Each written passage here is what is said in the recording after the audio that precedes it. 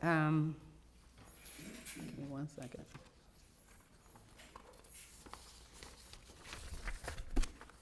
I'd like to call to order our regular council meeting, May 11th, 2026, at 5:02. Madam Clerk, would you call the roll for me? Six, what did I say? 5. I'm on a different time zone. 6:02 for the record. Yes. Mayor Sauter, Present. in a Mayor Pro different time Tem, zone. Mayor Pro Tem Miller, Present. Councilmember Kearney, Present. Councilmember Alfred Dixon, Present. Councilmember Cameron Dixon, Here. Councilmember Messick, Present. and Councilmember Fox. Present. We have a quorum. We have a quorum. Yes, ma'am. Council, we'll have an invocation at this time by Pastor Gary Lewis, First Baptist Church of Jonesboro.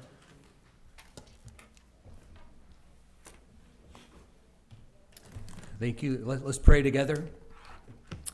Heavenly Father, I come before you with a heartfelt desire and to serve others in this community. And Lord, I pray that for our churches, that, Lord, above all things, that we will love our neighbors as ourselves and be instruments of light to your community here. Father, I pray not only for our churches, but I pray for our community. I lift it to you, putting it in your loving hands as we do each day at our church, praying for its well-being. God, help us as members of this community to be agents of positive change. Lord, working together to create a place where people are valued at all levels and respected and cared for. And Father, tonight, finally, I pray for this gathering, this council, that, Lord, it will be a great next step, Lord, in helping this community to be all you would love it to be. And so, Lord, we place all these leaders and everyone in this room in your hands, asking your agenda might be done. And we pray this in your Son's holy name. Amen. Amen. Thank you, Pastor. At this time, we'll stand for the Pledge of Allegiance. I pledge allegiance to the flag of the United States of America and to the republic for which it stands, one nation, under God, indivisible, with liberty and justice for all.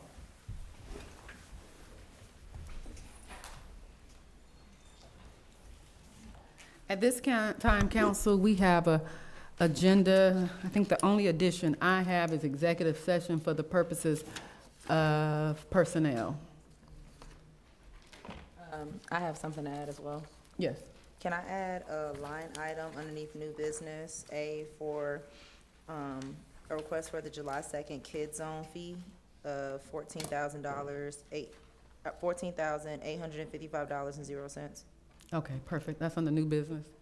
Any additions, council, on this side? Yes. Yes. Update on street sweeper. Okay.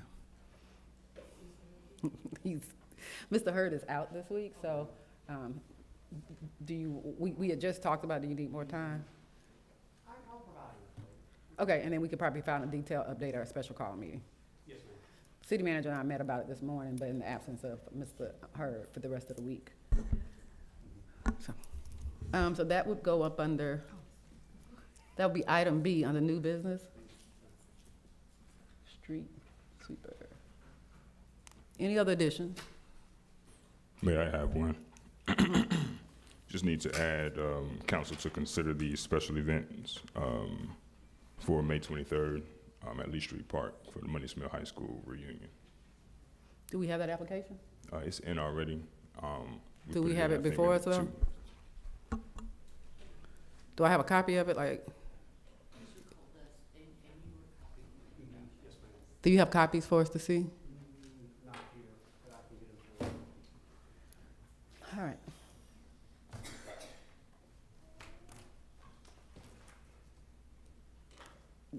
Can we have it before that item? Because I think it's important that we have it for the item. Okay, perfect. Thank you so much. All right, any other additions? Are you able to provide, several people have been asking about the cross for the memorial. Remember the crosses we used to have? Yes, I can provide that. The memorial crosses.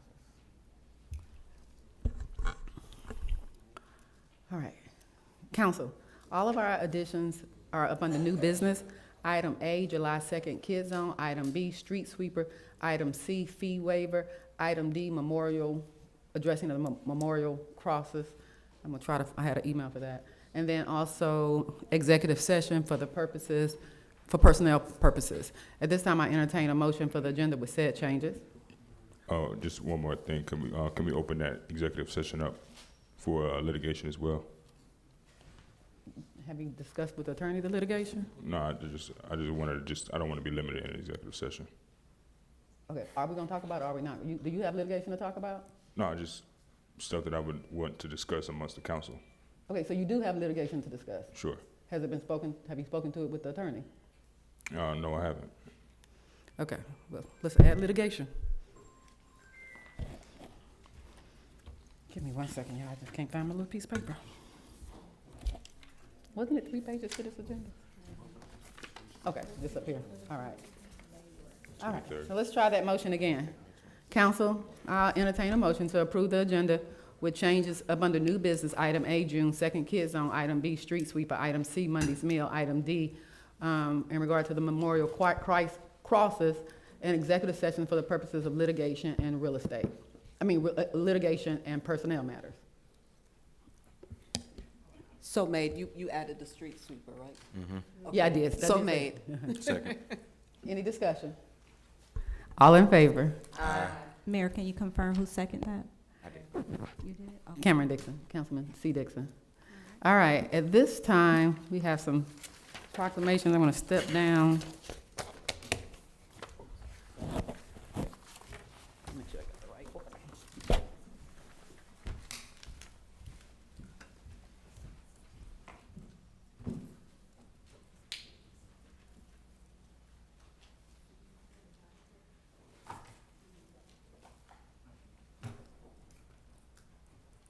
Today we have a presentation of a very special staff recognition. It's for Ms. Vicki Collins. Ms. Vicki, would you, where is she? Come on, come on, come on. Can you walk the camera with me?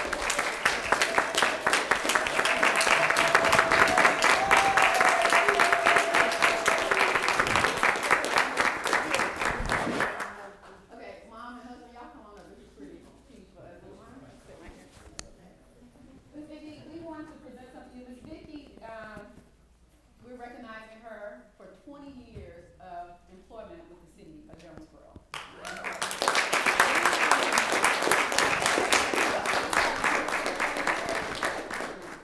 Pat'll be 20 in September. Okay, so beat her by about 4 months. Yeah. So this is our longest employee. So we usually wait until December at our Christmas party to present her pin, but this is pretty special, especially Oh. under my tenure. So we're gonna give you your 20-year pin there. Thank you. A certificate of recognition, the certificate is proudly presented to Vicki Collins in grateful recognition of your 20 years of dedicated service, commitment, and outstanding contribution to the city of Jonesboro. Your hard work, professionalism, and unwavering dedication have made a lasting impact on our organization and community. Thank you for your care, excellence, positive spirit you have brought throughout the years of service. We sincerely thank you for your hard work and the positive difference you've made to our city. Your service is deeply appreciated and deserving of this recognition and celebration. It's been a great honor. Thank you.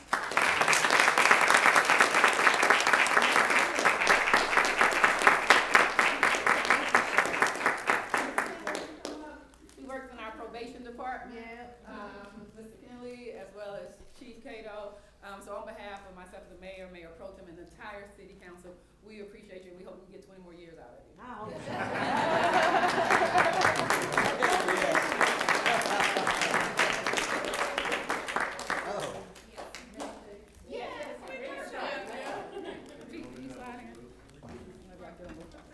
Council, can y'all, we kind of squeeze in? There you go.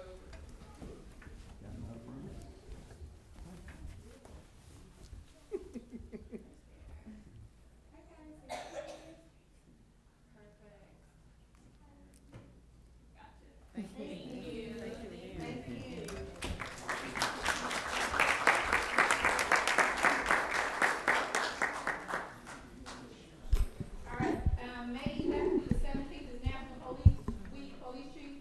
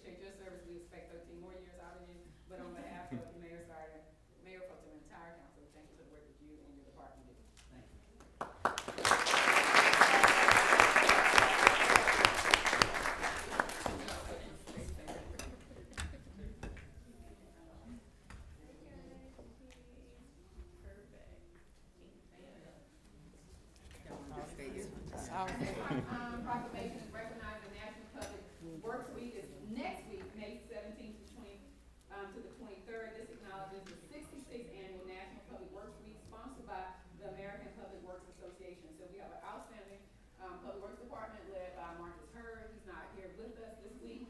But we also want to acknowledge that we recognize our Public Works Department as essential workers and first responders. So we, although their duties are very different in public safety, we understand that when there's an emergency, we call upon our public works. So they are essential workers and recognized as such. City Manager, Derek, can you come and put this in there after? City Manager.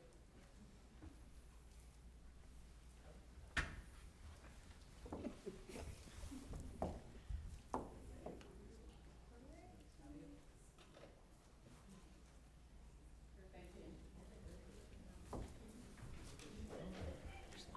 Y'all hang out right May is also Foster Care Awareness Month, and many of y'all may know I'm a foster parent, so this is very important to me. I've always been engaged with foster care and just through the school system, but the last year I took on the task of actually becoming certified, so I have a lovely foster child that is making me better every day. So we were going to commemorate Foster Care Awareness Month, and I have some special people to come acknowledge my phone. It's a long title, so I have to. So we have the crew unit, which is the caregiver recruitment and retention unit.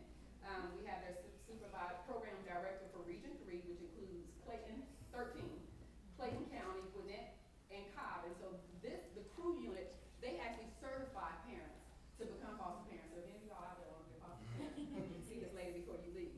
And I'm going to give you, you're going to give a whole, you'll get a chance to give a whole commercial, yes. Also, I get to acknowledge, is it Dejon? Yes. Dejon Jackson. He's been fostering since 2018, fostering over 50 children, and also adopted 4 children, 3 boys and 1 girl. He also takes care of his kids who have aged out of care, and they are thriving. And I can tell you, this is huge. We don't have a lot of men as foster care parents, and we don't have a lot of minorities, so thank you so much. It's indeed an honor. So we're going to present the proclamation to both of you all, so you can have one in your home, and then one for you. All right, and it says, whereas children and youth in foster care deserve safety, stability, and the opportunity to thrive, and whereas more than 390,000 children nationwide are in foster care, each with unique strengths, dreams, and potential.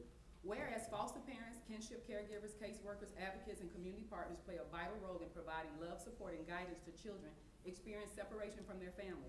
And whereas the challenges faced by children in foster care, including trauma, disrupted education, and instability, require a coordinated community response grounded in compassion and commitment. And whereas Foster Care Awareness Month provides an opportunity to recognize the dedication of caregivers, highlight the needs of family and children, and encourage all residents to support the efforts that strengthen families and promote permanency.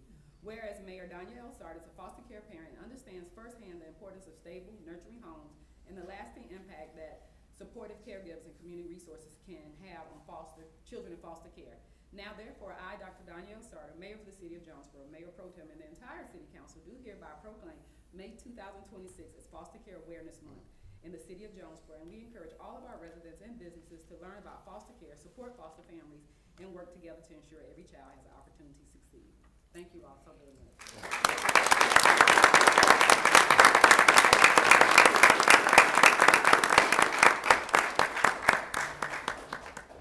You want us to go in front of it? Can we still get my crew back there?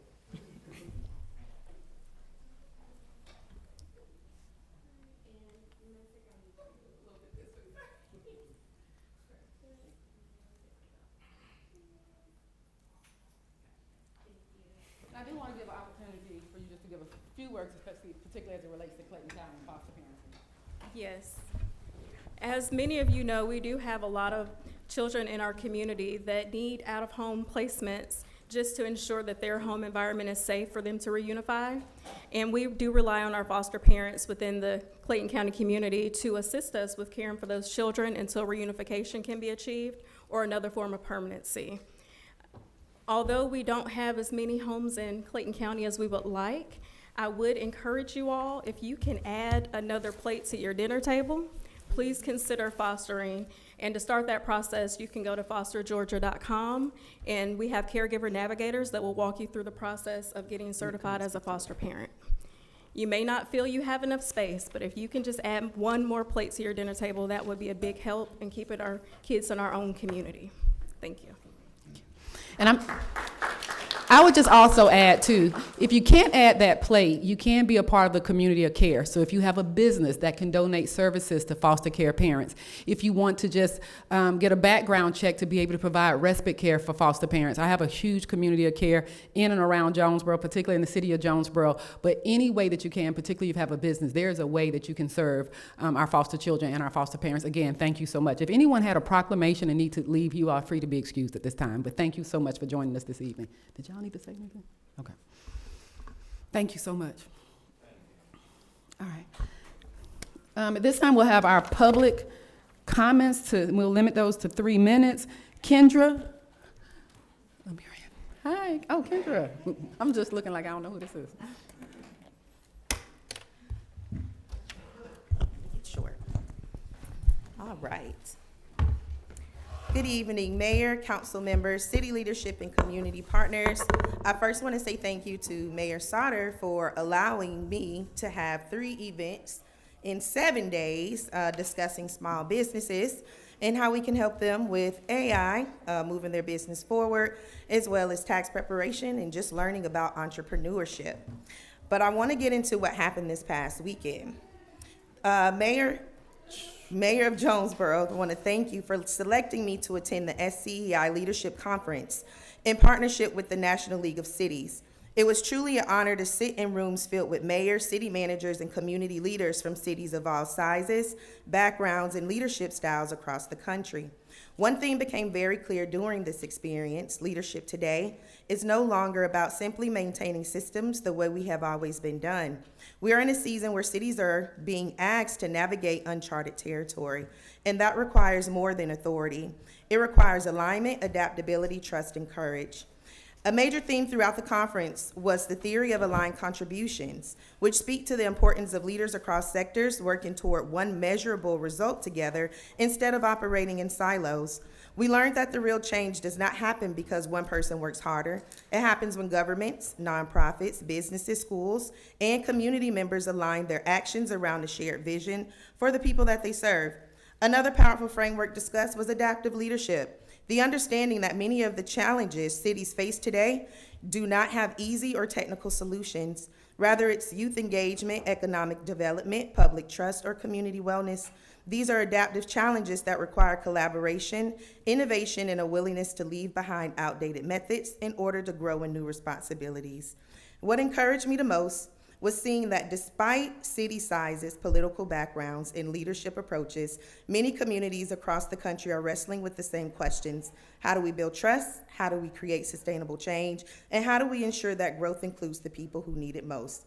I left this conference grateful, inspired, and even more committed to continuing the work of the community building here in Jonesboro.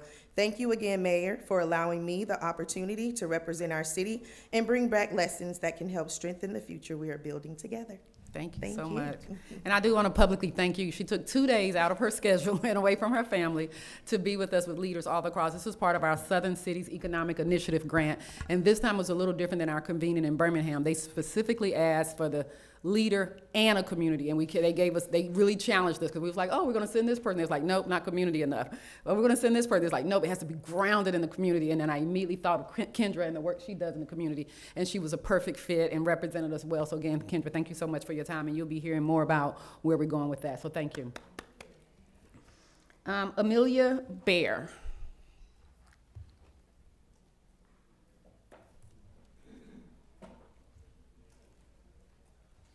Mayor. Hi, how are and you? Leadership of Jonesboro. My name is Amelia Bear. I live at 7878 North Main Street, just up the road, and I frequent the Lee Street tennis courts just about every week. And I was just bringing up to you all that we're kind of in the need of a tennis backboard for some of our citizens to practice on. That tool allows us to kind of volley and do solo practices. Okay. Right now we don't have one. And I think that the addition of that would add a lot of value to our tennis courts, making them a lot more than just tennis courts, but more so a tennis complex for the community to all enjoy. On the opposite side, the road-facing boards, I thought it would be a great opportunity to also kind of express some of our art, some of our local artists, because it'll be a blank canvas for us to utilize and kind of beautify that area. In addition, if you all had any questions about economical ways to do this kind of installment, because there are kind of some DIY ways of doing this instead of just buying it outright from a tennis supplier, I'm more than happy to help out and lend any information that y'all might need. Thank you. I think we can get that and get it quickly. So Okay. thank you so much for bringing it to our attention. Thank you. I appreciate it. you. Thank you. When we have your information to follow up, thank you again. Fantastic. Mhm. Okay, that's it for public comment. At this time, we'll move into public hearing.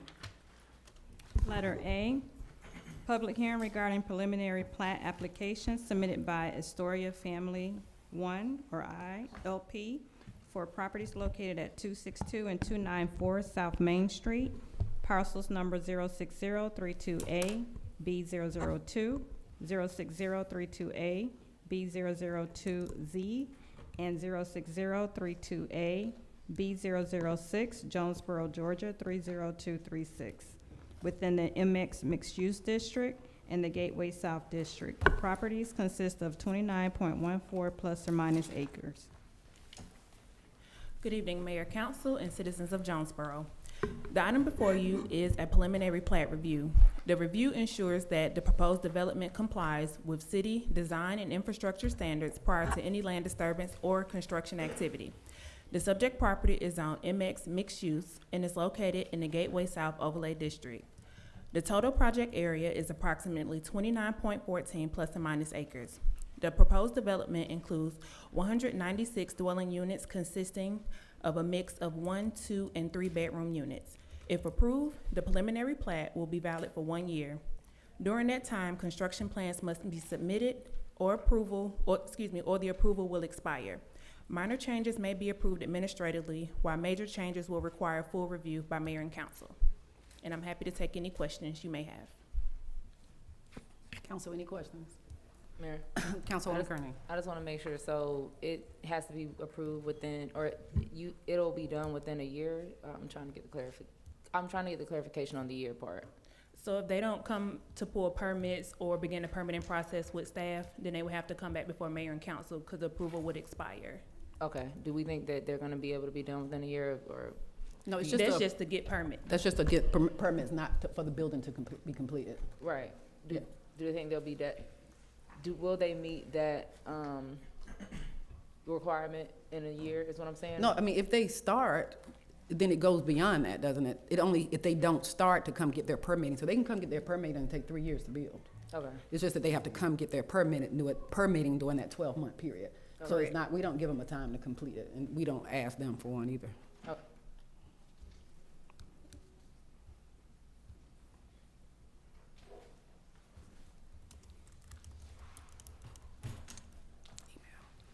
At this time, is there anyone here to speak on that public hearing?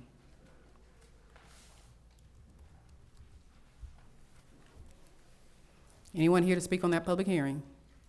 I'll now consider that hearing closed. Council, this time, your recommendation was for approval? Yes. I'll entertain a motion to approve. So- What was just spoken? Yes. so made. Any discussion? All in favor? Aye. Any opposition? Thank you so very much. No, one? One opposition. Did you get that? Thank you. Next item, letter B, public hearing regarding an annexation, map amendment, and conditional use permit request submitted by Hammer DE Limited Partners for approximately 32.65 plus or minus acres for property located at 7600 Jonesboro Road, identified as parcel number 12049A002.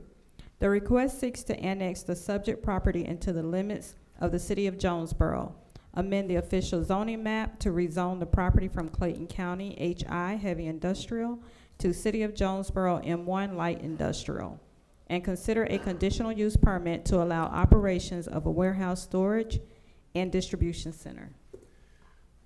Madam Mayor, Yes, please. staff and legal were working on this up until Friday evening, and we have asked that council would table this public hearing at this time. You good with that? Yes. Council, I'll entertain a motion to table that public hearing. So made. Second. Any discussion? All in favor? Aye. Any opposition? Thank you so much.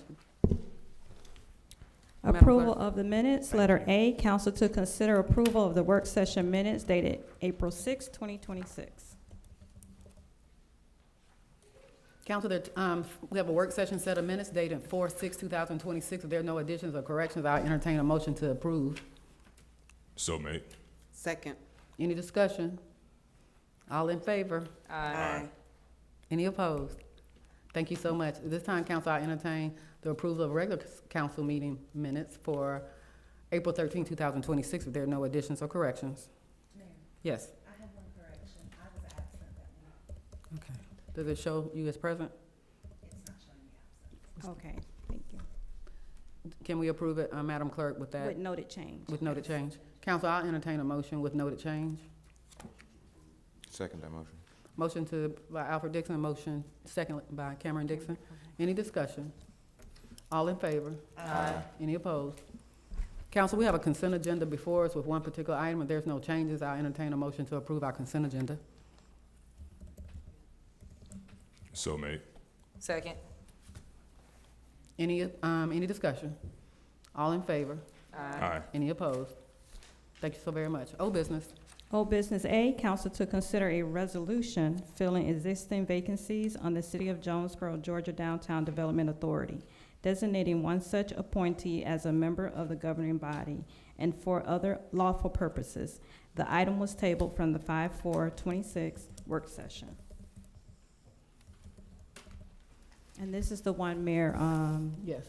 we just need the resolution approved. So council, we approved the ordinance and we just need the resolution to be approved. So if there's no other changes or conversation, I'll entertain a motion for approval of the resolution for filling existing vacancies. So made. Second that motion. Any discussion? All in favor? Aye. Any opposition? Thank you so very much. Next on the agenda. Council to review and discuss a draft intergovernmental agreement to establish a clear and consistent framework for how the city and the Downtown Development Authority will work together moving forward. All right. I know there's some conversation around this. We can entertain a motion. The floor is open for a motion. If there's no motion, then I'll entertain discussion. Is there a motion? Make a motion to approve. Second. Any discussion? We're approving the IGA as it was sent back. The draft, yes. Any discussion? All in favor? Aye. Aye. Any opposition? All right, thank you so much. Next on the Letter agenda. C, council to discuss and consider approval and adoption of an ordinance regarding the City of Jonesboro recertification under the GMA City of Ethics Program. I think we had a discussion last week. At this time, it's just for approval. I think there was one minor change to it, and the attorney spoke with Matt. It was to strike the language in regard to the Webster Dictionary. Yes, and then. It will be on line 20. All terms not identified shall be defined as in the Webster's Dictionary 2004 edition. That sentence was inadvertently left in, so that should be stricken on line 20. Okay, I think there was Page no, 76. I think there was no other corrections other than that. Wait, yes, I got something. All right, my apologies, Attorney Wiley. You can correct me here, but I'm thinking we needed to strike from, I know earlier I just told you line 20, but I actually think it's from line 17 down to line 20. So starting from for the convenience of the reader down to Dictionary 2004 edition. So that all needs to be struck. And then, Mayor, if you'll allow, on page 80, where it says which appointments, and you can give me clarification here, underneath section 2-224 on line 178, which appointments shall be submitted by September 9th, 2024. I'm wondering if we just need to remove that altogether, or does that have to be there for record purposes or something? So that language goes towards, that language should not be stricken because we're revising the original ordinance. And so Okay. the original ordinance set forth a staggered term of appointees. So that language should remain as is. Okay, I just didn't know because it said shall be submitted by, so, okay. Right, and that's already happened. So we're beyond that initial staggered term. But this tells the reader how the original appointments were made. Okay, perfect. And then can we capitalize ethics in, on line 175?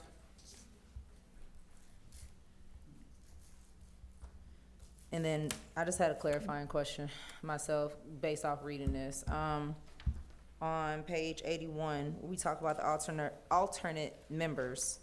And we're now saying we want 3 alternate members. Is that something when we're going to review the applications? So we should actually have at least 6 applications that we're looking for, or is that for later on down the line?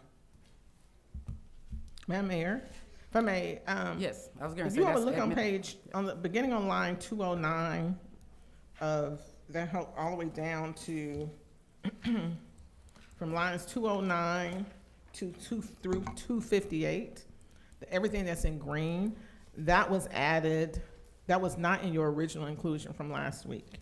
So this language, those on page 81, lines 209 through 258, probably should be for discussion because this is language that was added based upon mayor and council's discussion on the dais and how you all wanted to handle this. Okay. And so, however you choose to, for us to elicit that discussion, Madam Mayor. How would y'all like to elicit that discussion?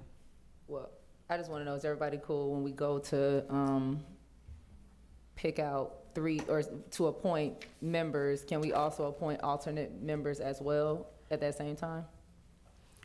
So the only problem I had with that is because every ethics member is specifically spelled out as far as who, like the mayor has one, so how would we align the alternates so that means I would have an alternate for the person I nominate, and then you all would, so we would have to just clearly delegate, or delineate, who the alternate is. Does that make sense? Yes, Like and if mine it can't talks come- about that in the. That's what I actual- thought it was kind of spelled out, wasn't it? I'm not So, looking. last week, let me just clear up. Last week, we had, just in the event there is a vacancy, then you all will appoint an alternate. In case there was a conflict, where an existing, ethics board member had a conflict, so that you all have 2, then we put in suggested language that you will have an alternate. There was conversation amongst the dais, from the dais, of let's just have a panel of alternates so we can have someone already in place to fill those vacancies. And so number 4, the alternate panel established, is based upon that conversation that I heard from mayor and council members, and I attempted to address your concerns. So beginning on line 219, there is hereby established a panel of alternate members of the Board of Ethics. Alternate members shall be appointed in the same manner and shall meet all eligibility requirements applicable to regular members. The panel shall consist of not fewer than 3 alternate members. And yes, to your question, Councilwoman Kearney, yes, this can be done at the same time you're doing your regular members. Perfect. Maybe if you have a list of people who are interested in becoming ethics board members and they don't make that cut, maybe you all can make have that for your alternates. To your question, Madam Mayor, yes, you will establish those alternate panels in the same manner as your original. So you would get 1 person appointed for your alternate, and the mayor and the council members will have 2. So it would be the same. It would be the same appointing process. Likewise, and similarly, if there was a vacancy for a conflict, Madam Mayor, if it was your appointee that had to have the conflict, then the appointee, the alternate, would be your appointing person from the alternate panel. And so that's how it would run. It would be designed. And if y'all just look, I don't know if you all have looked at the rest of that. We did not go into detail or have any discussion in detail about anything on lines 209 through 258. That language I sent to you all last Thursday, and for you all to look at to see. I included on line 246, the training, the city attorney advisory role, independent counsel. So unless there are any other questions, I'm happy to answer them. Okay, a couple more. Go ahead. All right, I just want to make sure, on line 257, we say, in any such matter, the Board of Ethics shall be represented by independent legal counsel. So I'm just wanting to make sure everybody knows that that legal counsel will be provided for by the city in accordance with applicable procurement and budgetary procedures. So that is something that they will explore, is having their own separate legal counsel. And I want to make sure we're all on the same page about the city paying for that. If there's anybody who isn't on the same page, can you all like let that be known or something? Okay, perfect. And then just for mainly clarification purposes, on page 82, line 261, where it says written, again, I hope I'm not insulting anyone's intelligence, but written doesn't have to be handwritten. It can be via electronic email as well. And then, no, it just says written. I'm just making sure though, people know. And then, another point was on line, I think it's 285, just making sure everybody's good with, at any hearing held by the Board of Ethics, the city official who is the subject of inquiry shall have a right to written notice of the hearing. And this isn't anything that was changed, but, and allegations at least 7 calendar days before the first, hearing to be represented by counsel. I wanted to know, is that person that's representing us, is that the city attorney or is that separate legal counsel? Separate, okay. Do you mind telling me the line again, Councilman Attorney? Line 286.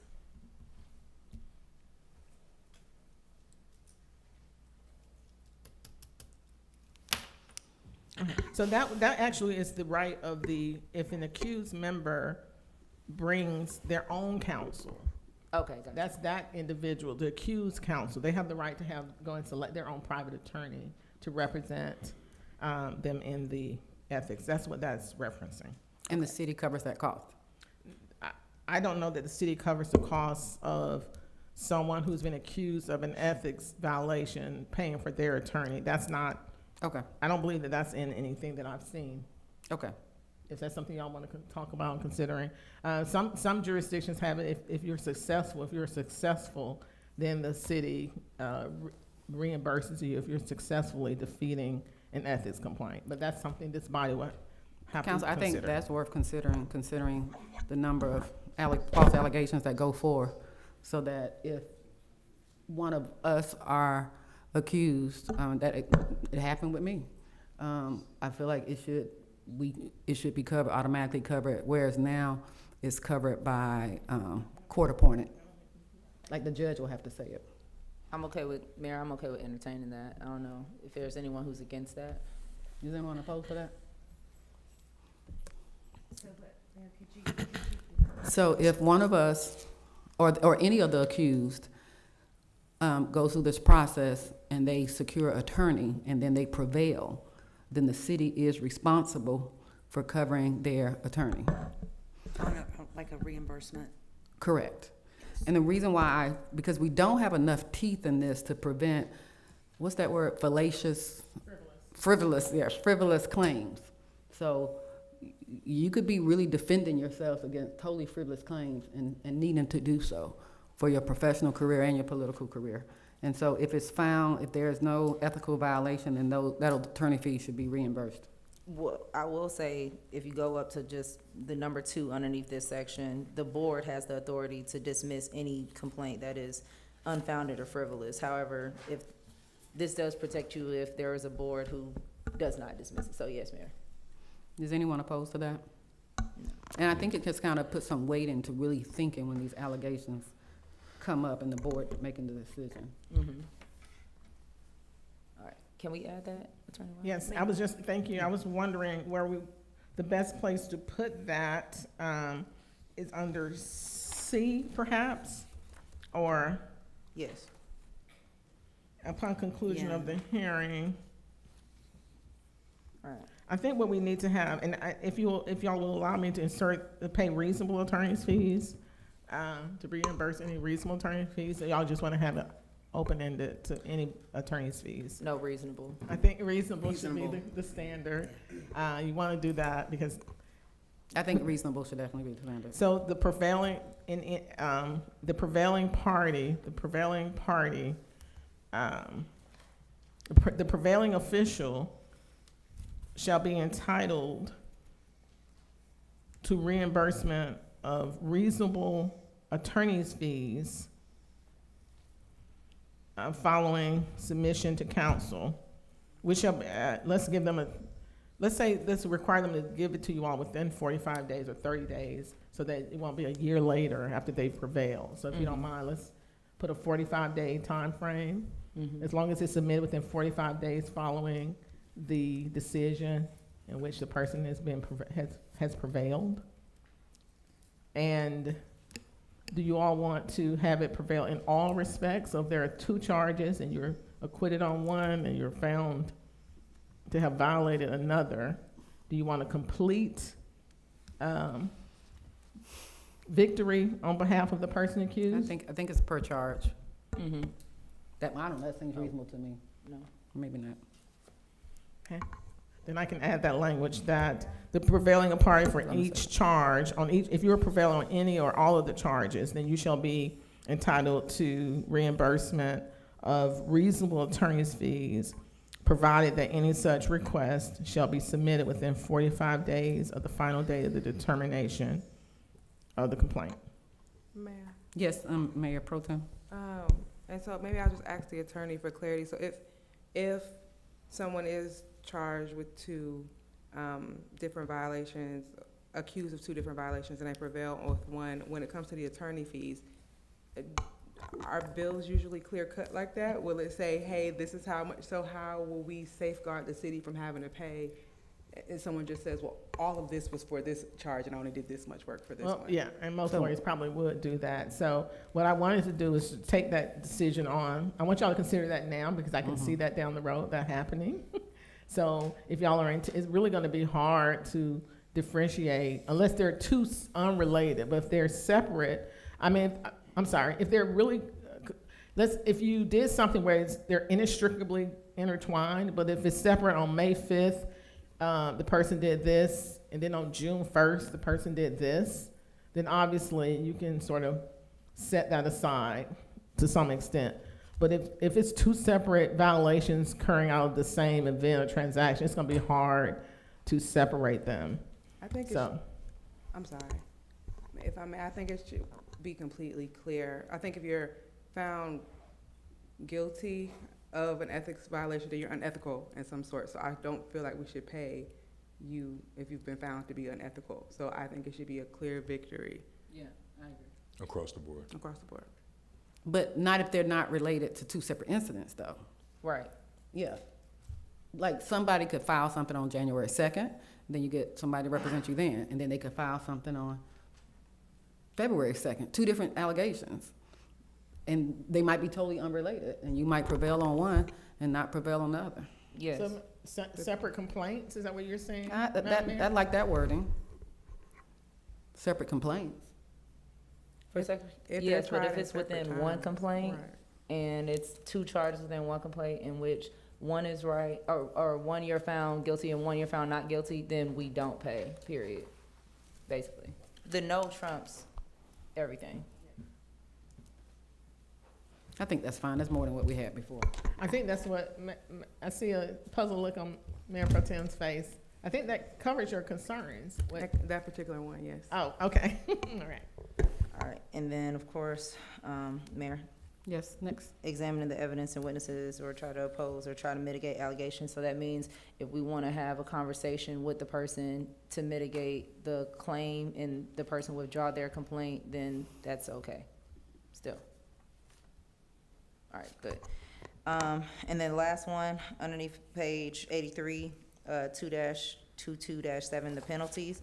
I saw that we just have it as provided in section 5.16 of the city charter, but I know I had submitted it with or state law, but I'm just wondering why we took out the state law portion. Or is the charter good enough as a holdup, or I'm just wondering. I don't know, that might have been inadvertent, because you did have a separate line Yes, I underneath did. there that we need to keep, and, so that probably was just an inadvertent. I'm looking back at what you had from last week. We don't have it in there. But I know what you're saying. There was a provision that says, to the extent allowed, as long as that penalty does not conflict with anything in the charter, state law, or any ordinance. And so I think we should put that language back in there. Okay. About the state law.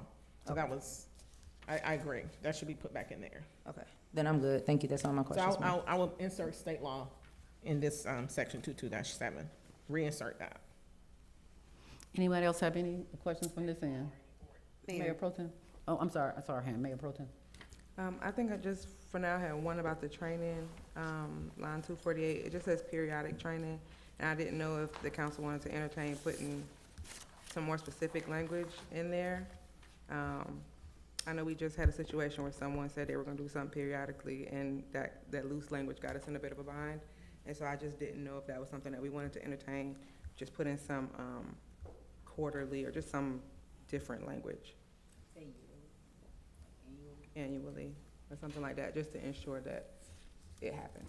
Not that you wouldn't, but going forward. No, you want quarterly instead of period? You want it more? It's up to you all. You say annually?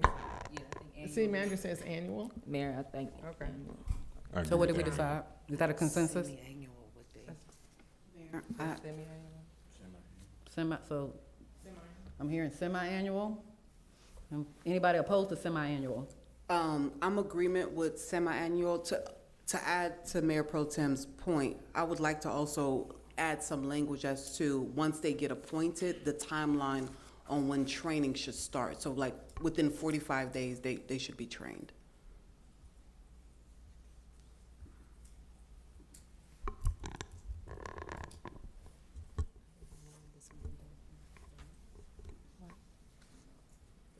Mayor. Yes. Councilwoman Messick. Thank you. I had one question on page 82 at line 264. The city clerk's role shall be strictly administrative, and then it goes on to talk about for a complaint, it has to be, a complaint must be filed under oath. Okay, so can you elaborate more on that? So if you As look from- at line 261, Councilwoman Messick, the initial provision said that you all had to have a verified complaint. That's what the original ordinance was. It had to be a verified complaint. So what does a verified complaint mean? I explained this last week. To me, as a lawyer, that means under oath. So when you file something, a verified complaint or a verified answer in the Superior Court or any court of the state, that means there's an affidavit attached that says the facts that you are alleging in this complaint are true to the best of your knowledge and belief, and you're stating that under oath. So because verified was used in the original language, I included under oath to give it context, because that's what verified means. And so I just expounded on language that was already in your ordinance that says that the ethics complaint has to be a verified complaint. That's your original language.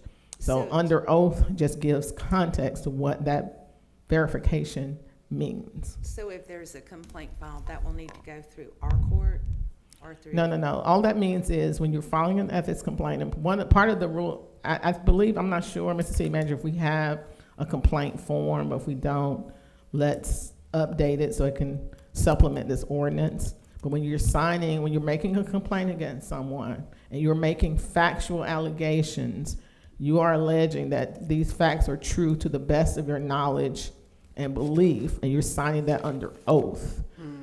That is also a deterrent to people making frivolous allegations and complaints. Right. It's easy just to make an allegation. You think a little harder about going forward with something as serious as this. So would that be something that we could have notarized, or? Yes. I think that would be. Anyone can have it notarized. So the complainant would then, I'm not sure if the clerk, it could be someone the clerk can notarize it. If the clerk is a notary, when you're submitting it, or you can go anywhere to get a notarizer, you submit your complaint under oath. And what it says is the clerk shall be authorized to reject any complaint. If you submit something that's not notarized to the complaint to the clerk, then that's not a proper complaint. So she's not looking at the merits of it. She's looking at just a form. This does not comport with the form. I'm returning this to you so you can get it notarized. It could be that the clerk can notarize. It's just a ministerial act. Right. Is everybody okay with that? Yeah. Okay, everybody good with that? Yeah. Oh, perfect, all right. Any other, yes, Attorney Wiley? I was going to go back to Councilwoman Fox's questions about the 45 days. I didn't hear anyone on the dais address that. I was okay with the 45. Council, what pleases the council? Okay. Mayor, I have a follow-up question. Councilwoman Fox? So we, our amazing clerk notified us to let us know that the two current ethic board members that we had, their term expired January 13th. So are those two board members or previous board members able to reapply, being that, and they weren't notified that their term expired, so technically they still don't know if they haven't been notified as of she sent that email. So my question is, can they reapply? Because we did have one that did just recently ran an election. Does that apply to that particular individual, or do they have the option to reapply? Mayor? Yeah. I'm gonna let Attorney Wiley speak to that just one. Nothing in this ordinance prevents someone who has an expired term to be reappointed. So Okay. yes, you can reappoint your person or persons as many times as you like. I think that answers your question. Yes. And the applications aren't due until May Hold on one 22nd. second. Was there anything in regard to, she mentioned something, I know last week we had discussed about someone that's ran for office, the cooling off period, but I do think, when did y'all get elected? We didn't put it in there? Okay, perfect. Then we don't have to worry about that. All right, next. We didn't put it in there. All right, Yeah, I next. think you all did not want to have a cooling off period. Perfect, that's what I Y'all said remember. if you Okay. lost, come back and you're still eligible if you want to serve in another capacity. I think that was the Yes. consensus. All right, is there any other questions now, can we entertain a vote there? Do we need to clean it up and what do y'all wanna do? We get, We haven't had okay, so I'll entertain a motion to approve with said changes. Would y'all like for Attorney Wiley to recap any changes, or are y'all good and we'll just listen for it for the record? We'll listen to the pre-recording, Madam Clerk, and make sure we get everything, okay, however, whatever pleases the council. I think Madam Mayor, I Yes. think we needed to, on page 76, line 17, I think for the convenience of the reader, from that sentence all the way down to line 20 is what has been requested to be extracted. So for the convenience of the reader, on line 17 all the way to line 20, that will be extracted.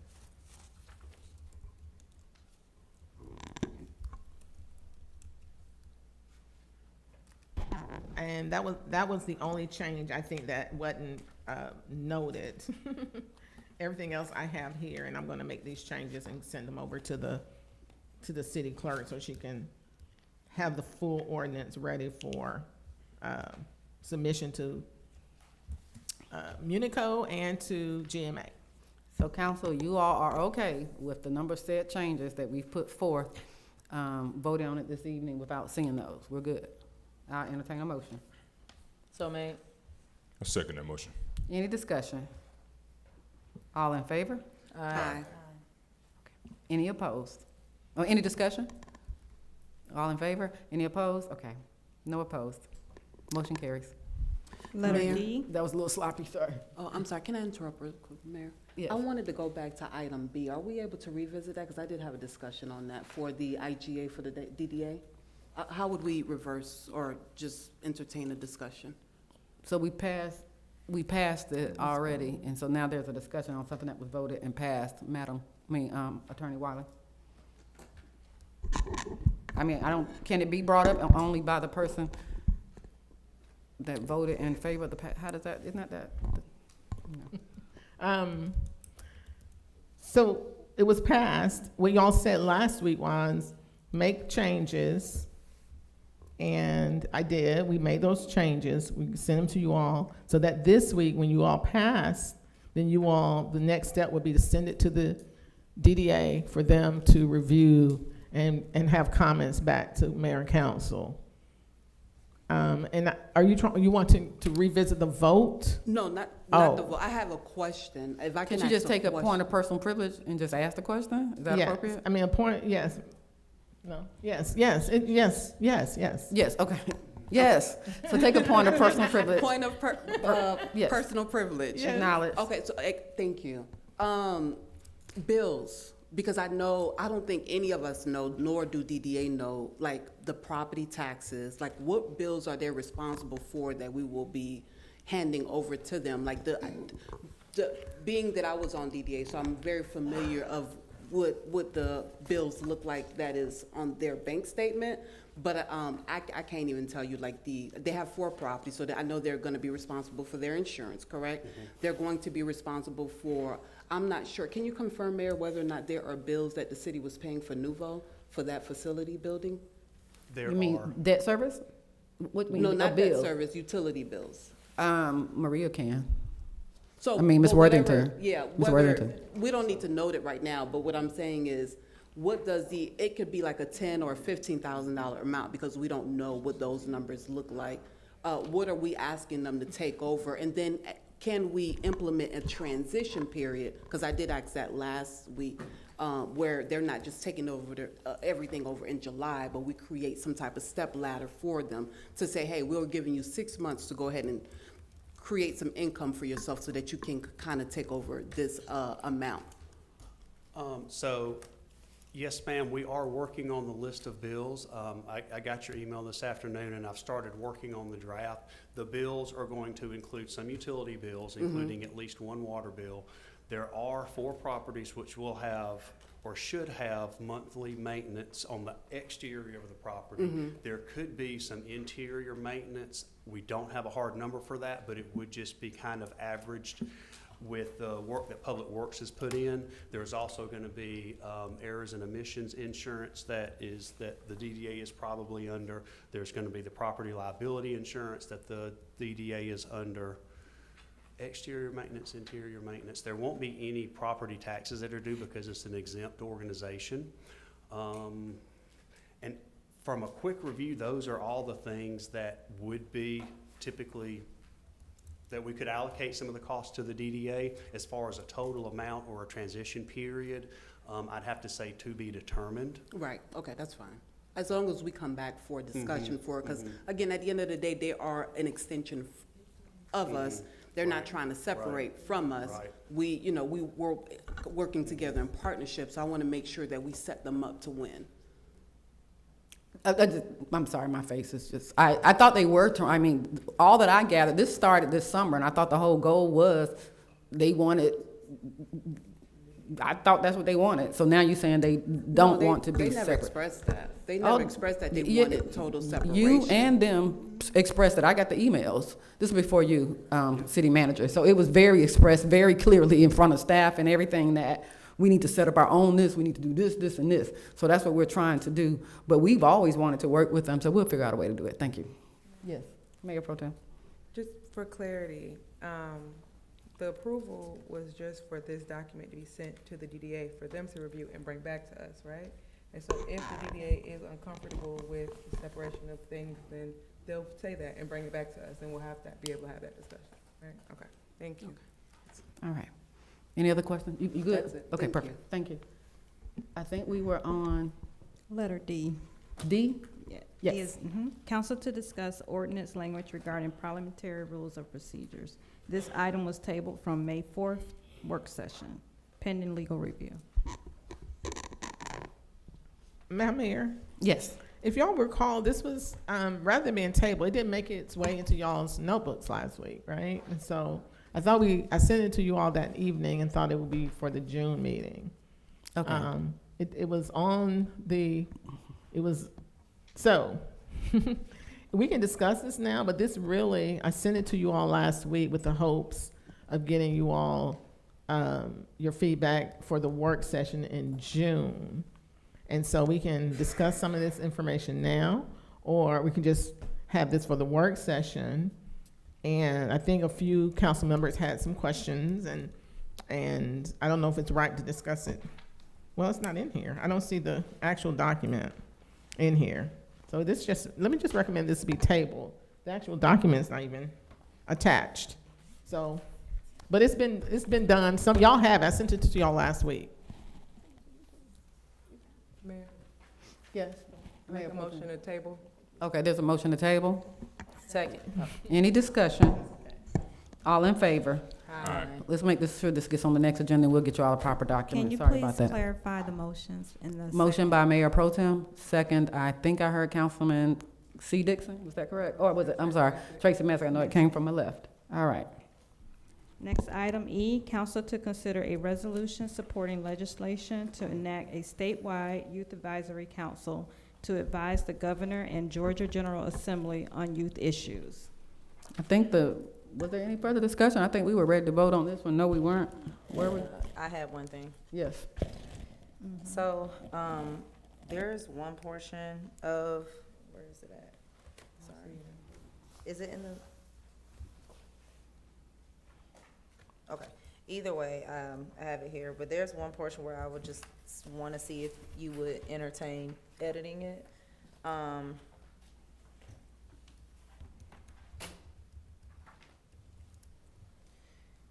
So there's a portion where it starts out as, whereas Jonesboro Youth City Government hereby expresses its strong support, and I'm just wondering, if we should fix the authority language since we're the ones, I guess, approving it. I don't really know, but I think it should say, whereas the mayor and council of the city of Jonesboro recognize and support the efforts of the Jonesboro Youth City Government and their advocacy for increased youth engagement at the state level. So I'm just wondering if it should come from us instead of from them, since we're the ones approving this right now.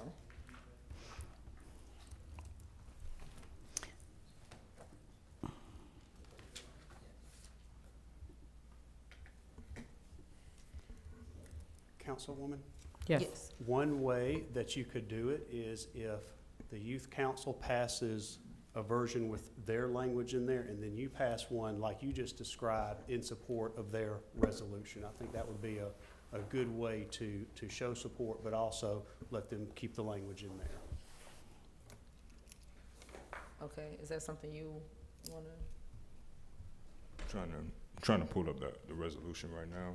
Okay, I have it right here if you want. You got it? Okay, cool. Cause it's, you see it on the 1, 2, 3, That's the one 4, the fifth whereas, where it says that. And I'm only saying that because at the bottom is signed mayor and council of the city of Jonesboro, so I'm just like, cause it sounds like it's coming all from them, but I think this line would just show our authority and the support of them, you know what I mean? But I do get what, our city manager's saying as well, so I don't know. Gotcha. And I see what you're saying. But I feel like, you know, the signed by the mayor, you know, attested by a city clerk, you know, resolution from the state of Georgia, city of Jonesboro, I think that's supportive enough. Okay. All right. I'll entertain a motion. So made. Second. Any discussion? All in favor? Aye. Any opposition? Thank you so very much. Next on the agenda. Madam Mayor, Yes, ma'am. before we go to the new business, this is, the resolutions filling the vacancies for the Downtown Development Authority. That was approved. That, last week, you all approved appointing Councilwoman Kearney to serve as a governmental appointee. The two remaining non-council member vacancies were not approved. Correct. Because there were no names.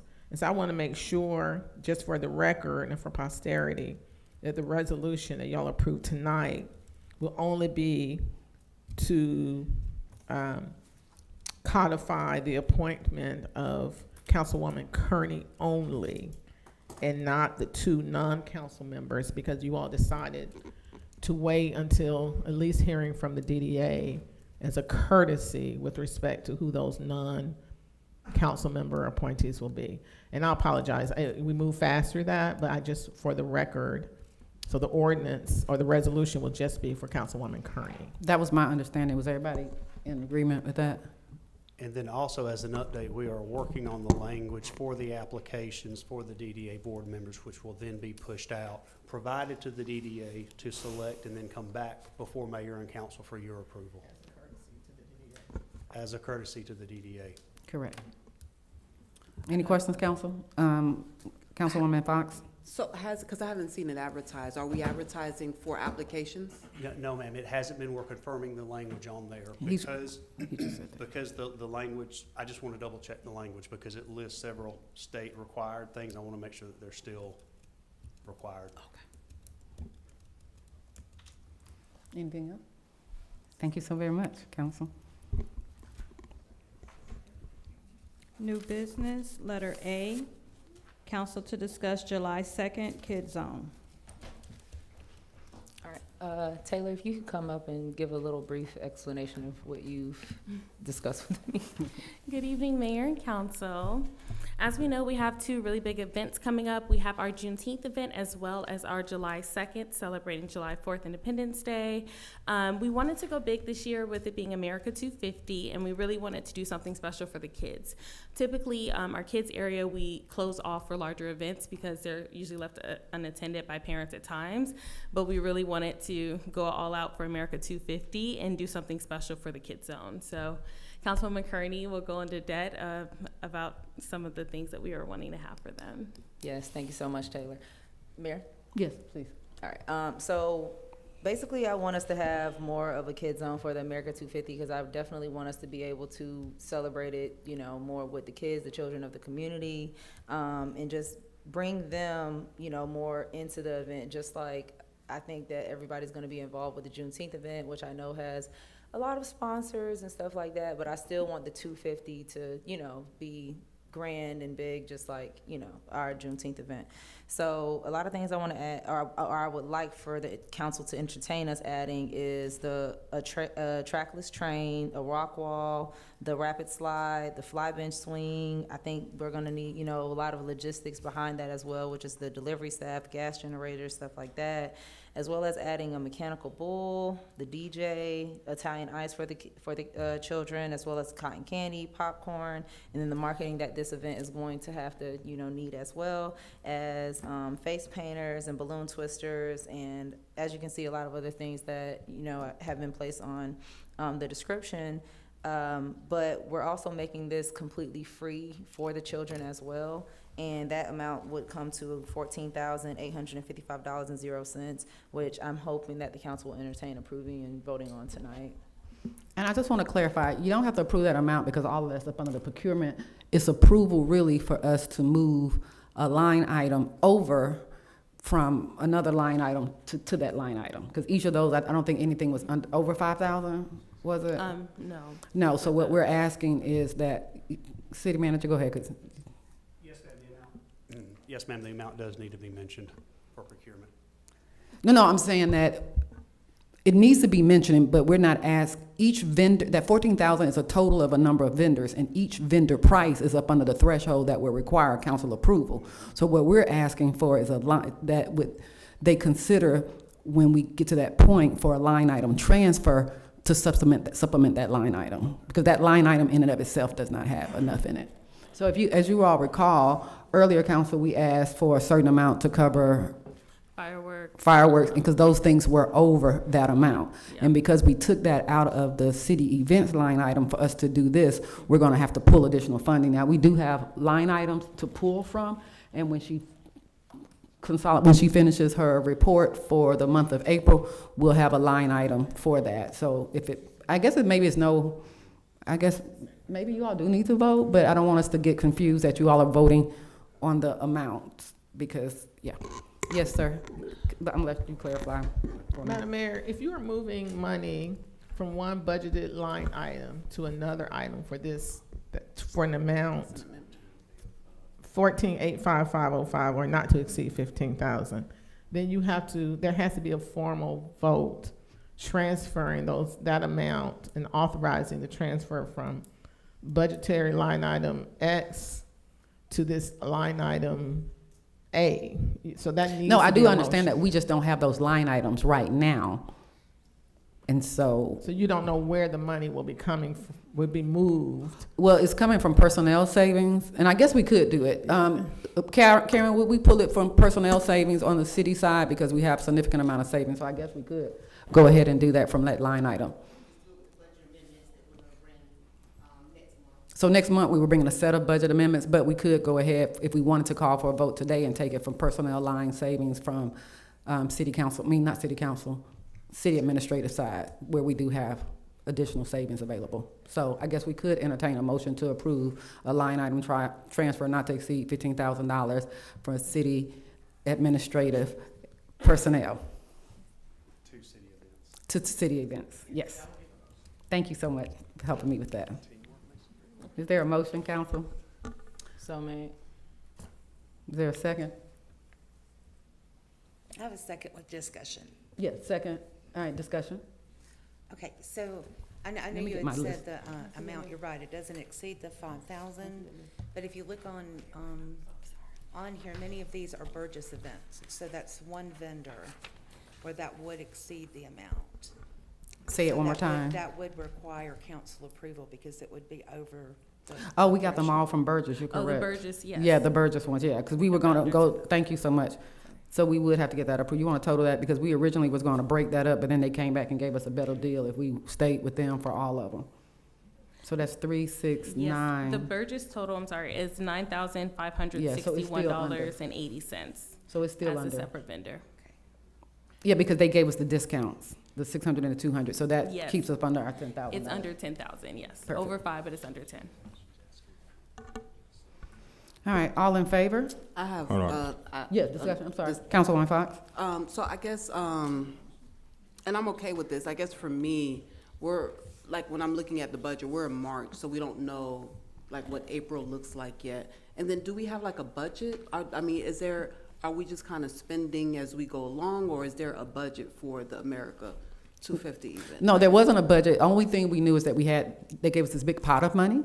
And so we've budgeted for this. So what you see here is the budget that Taylor, Mr. Visa came up. So it would have been nice for you guys to have said, we got $55,000 for, but we don't. We just have a pot of money that's called city events. And so we kind of have to just go and pull out of that as needed.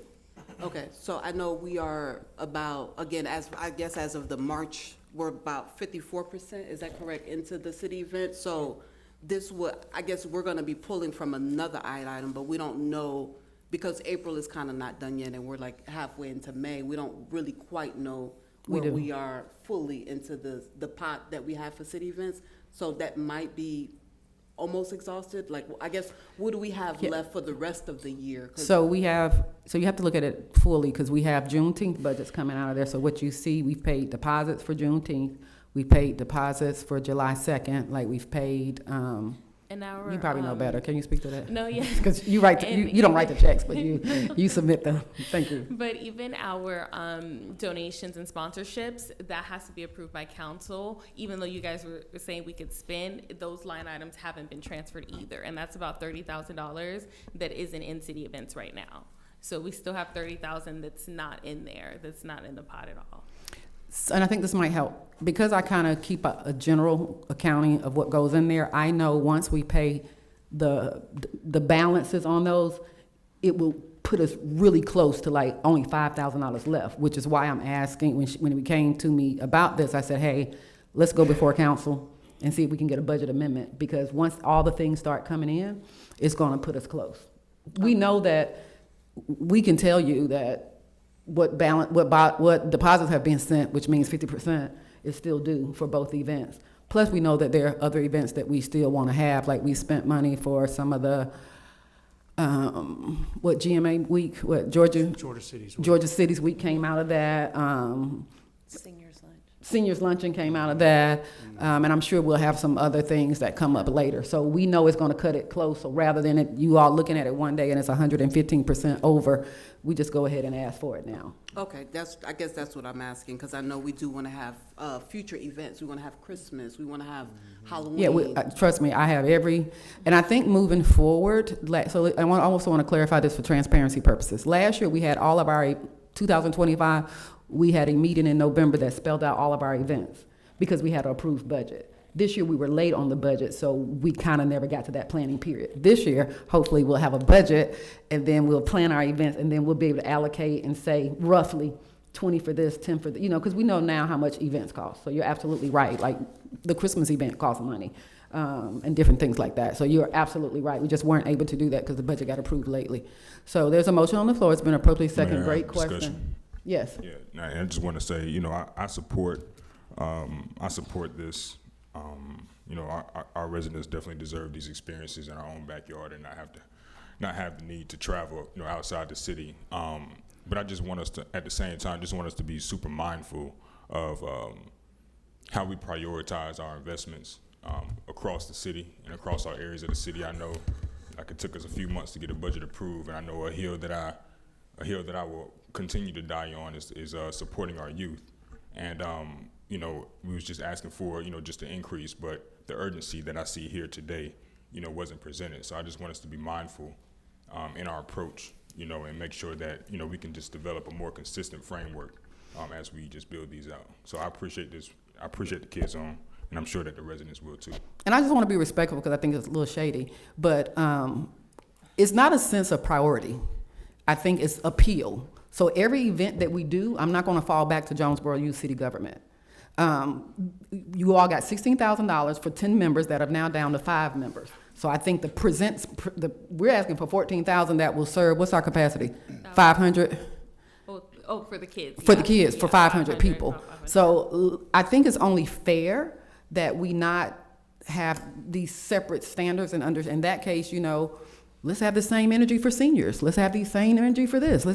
No, we're trying to be equitable and inclusive across everything and try to meet masses. And so I don't want this to be looked at, we do this, but we didn't do this. That's just not fair to us as a legislative body. That means everything that you all bring forth is going to be compared to what we do to Jonesboro Youth City Government. We can do nothing for America 250 and then be really talking about. So what we did was look at how can we serve the masses, those people that will not ever be able to be on Jonesboro Youth City Government. What can we do for them? So we appreciate Jonesboro Youth City Government. I appreciate you advocating, but this is the same energy that we have for everything.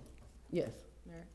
I would just like to say I'm so glad that we're doing these events, and I do get what Councilman Alfred Dixon is saying, and I hope that we can work together to accomplish a lot of different priorities across the city. And I think with how we're moving, I think we're doing that, and I think that we all support a lot of our initiatives across the board, and I'm definitely looking forward to the July 2nd and the Juneteenth event, so. Anybody got any more questions on energies? Go ahead. Okay, so I would like to know, and I understand the deposits haven't been paid, but if we can get a ballpark estimate of what's left in city events, taking into account all the things that you guys already know about what's going to be transferred later and all of those great things, but if we can get some type of ballpark estimate about what's in city events, and I'd also like an estimate about what's in personnel savings. I know myself personally, I lean on that. Whenever something comes out, oh, maybe we can take it from there, I don't know how much is in there or how quickly it grows or depletes. We can get it in the financial report. And so, okay, great. So if we're having a financial report, that'd be great. So Ms. Karen, if you just make sure you point it out to me so I can pay attention to it. Yeah. So that we know, because also I know we have to pay for an attorney for the ethics, right? I don't know where the money's coming from for whatever we might have to continue to pay for DDA and how we're building that out. And so I know that there are multiple pots that we can continue to grab from, but before I say, yes, we're gonna grab from this pot to put over here, I kinda like to know how much is in this pot. Other than that, I'd also just like to mention with this is a good amount of money for one event. I'm all for the kids. I'm all for the community being able to have something for free. I think that we as a body, via email or however, some type of meeting, need to sit down and plan out what the rest of the events are going to look like for the year, so that it's not always well, let's dip into this is how much personnel savings we have right now, this is how many events we can have for the rest of the year. Or maybe an inclusive conversation or something, because I want more events, and I don't want to say, yes, I said 15,000 to this, and now I'm sucking the life out of the rest of the events for the year for the city. So what's left in city events, what's left in personnel, hopefully we can sit down and set a time, and I don't know if I need to put that as our own agenda item, but definitely the first two questions that I'd like to know before I feel comfortable just saying yes. And if we want to put this on the meeting for the special call meeting, if it's something that needs to be passed within the month of May, I completely understand, but I would just like to know what's in the pots before I say yes. Okay. Mayor. Who's it? Okay, yes, I'm sorry, I couldn't. Yeah, so I wanted to, because I completely agree with that, I don't know if we can possibly table this item, only because Ms. Karen, and Ms. Karen, I just want to say I appreciate you. The reports, I appreciate that. We're in March, we haven't had April yet, so I know that, she is working on making sure that we get caught up, and then with the audits and getting us filed, so I know there's a lot on her plate. We are we just don't know the totality of what the finances look like, because, she is working very diligently to just kind of get us the information as on time as possible. And we don't know how much as a whole we're spending on Juneteenth. We don't know as a whole how much we're spending on July 2nd, and then we don't even know what future events we're getting ready to have, and then how much we're budgeted for those events as well. I mean, we could very well easily be, I'm just throwing the number out there, 200,000 in at the end of the year for just events, when we budgeted 68, for example. You know what I mean? And these are just numbers. These are not realistic numbers, but I would feel more comfortable just kind of having an idea of, hey, what we're doing in the future, like how much are we spending 70K or 80K on July 2nd? And then how are we getting those monies, if it's sponsorships? Because we don't have any of that information yet. Mayor? Yeah, let me just add this too. This is not a lot to spend on a concert, on an event. Their city's smaller than us spending, just FYI, because somebody, I don't know who made that it was a lot. They spend about $70,000 per event, per event. Like I go to NLC and I ask, what is everybody doing for $250? We got micro cities with 6,000 and 7,000 allocating $100,000 just for this one event. So I just wanted to kind of clarify that so y'all don't think I'm trying to be extra. I think I heard somebody over here. Yes. Councilwoman Kearney. So I know we're getting the financial report tonight, and I know maybe you can't give us solids, but for where we are right now with special events, is that a good roundabout amount, or has there been money spent so it's not really realistic? Or? No, it's pretty much current. I mean, because we paid all the deposits last month, so it should come up. I mean, I think it's pretty accurate. Okay. It's pretty accurate. So we can see that. Maybe that'll help appease some of our council members up here.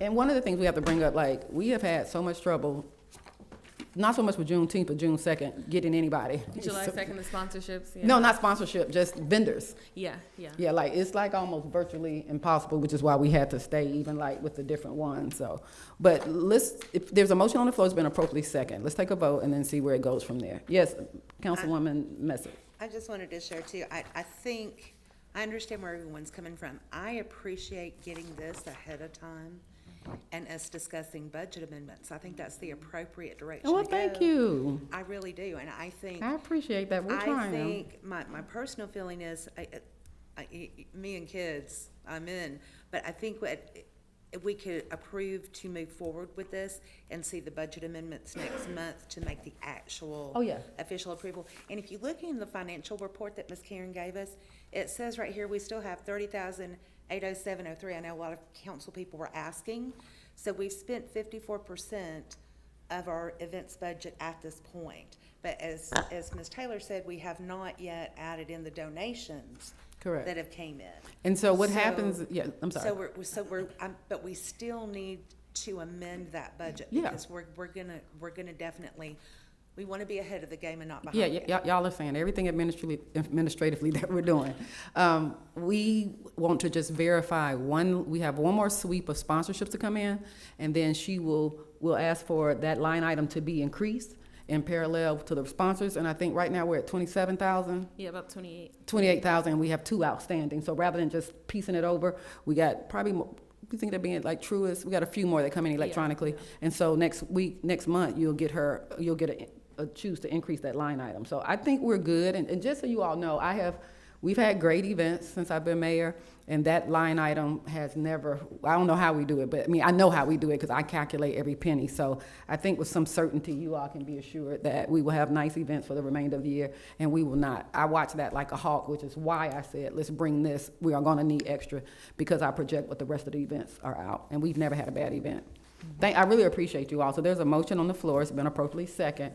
All in favor? Aye. Any opposed? Thank you all so very much. Thank you, Councilwoman Kearney, for advocating for that. Street sweeper, I'm sorry, go ahead. I don't know what you're gonna call it. Council to discuss update on street sweeper.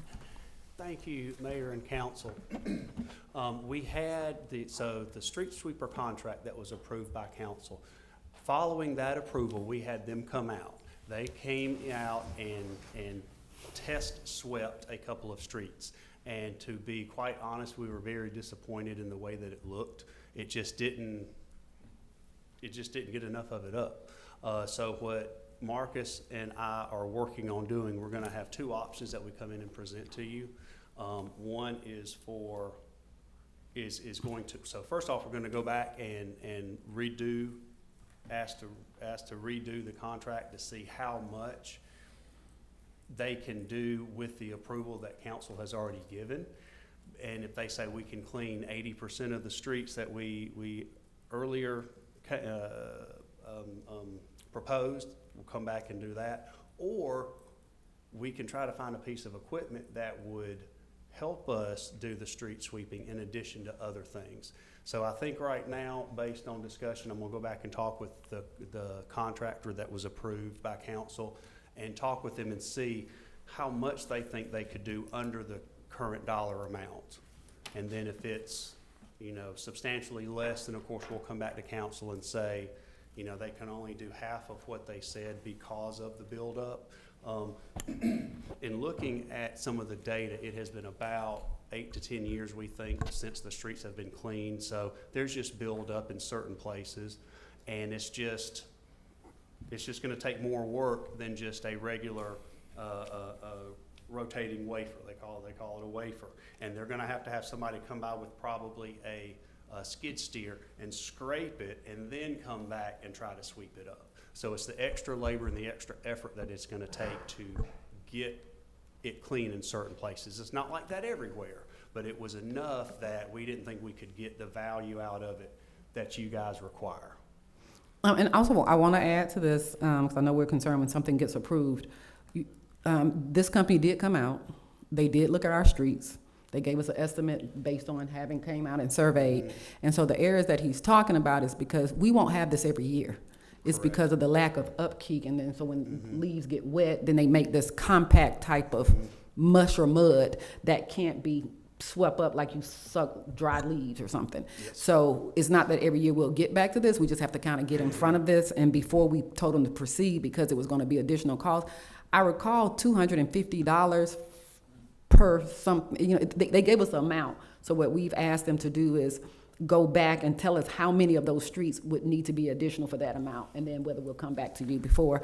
And then city managers come up with a good idea for some equipment, and so we're going to entertain that as well. And again, apologies on the delay for it. We had just working through things, coming back and finding out where it was sitting. So apologies on the delay. All right, any other questions, Jeff? Yes, so do it pick up, I guess, trash too, or anything that's compacted with the leaves, or is that like trash pickup is a totally separate? So it's not, I guess, from that. Okay, so you can speak to it, but I'm gonna tell it really quickly. They're not gonna get out if they see a cup in front of them, but it is still behooves us to get out and pick the trash up. And so we've decided to we've started doing some trash pickup today in some key corridors. But I mean, we can't say it's not gonna pick up trash because every time they see something they're not, but ideally they probably don't want a whole lot of trash out there either. Right, yeah, it's mostly gonna be organic stuff that just collects on the curbs. Okay, okay. Thank you. I'm trying to hold off the constituents from calling you. Absolutely, no, absolutely. Go on and let them call. No, please, and when constituents call, let them call city Yes, manager. I feel like, so absolutely. please, and that lets us know how many are calling. Please give Yes. them the city manager Please, number absolutely. and let them call, so that way we can keep a total of who's actually calling. But yeah, please have them to call. Yeah. Do you have, make sure she has your number. All right, anything else? No, I think that's it. So you're gonna come back to us as to an update as to, hey, when we're gonna get. Yes, ma'am. You know what I mean? Okay. Okay, but please, and for anyone, when constituents call about concerns, especially, sometimes it's better to direct it to the city manager now that we have him in place. All right, next on the agenda? Item C, new business, council to discuss a fee waiver regarding special event. City manager, you want to speak to this? All right, as I'm passing this out, Councilman Dixon, would you like to just give a brief overview? Yeah, so this is, Thank you. this is just for the May 23rd application that we put in not too long ago, March 23rd, I believe, for the Mundy's Mill High School class of 2006 reunion. Yeah. Take place this May 23rd from 12 to 4 p.m. Okay. So I can just share some of my concerns. That is Memorial Day weekend. We have been kind of adamant about not hosting any events over the weekend because of the amount of money that we have to pay for overtime for our officers, and then just even asking our staff to come in. This is also for a school reunion. I didn't want to set a precedent. We've given some discounted fees already. I think we get 50% off a rental. So if my high school was coming here to have a class reunion, then I would pay the 50% off rate. I have utilized the facility and I paid a 50% off rate. But I just feel like it borderlines gratuitous to a certain degree because we look at the benefit to the community. My recommendation would be a 50% off.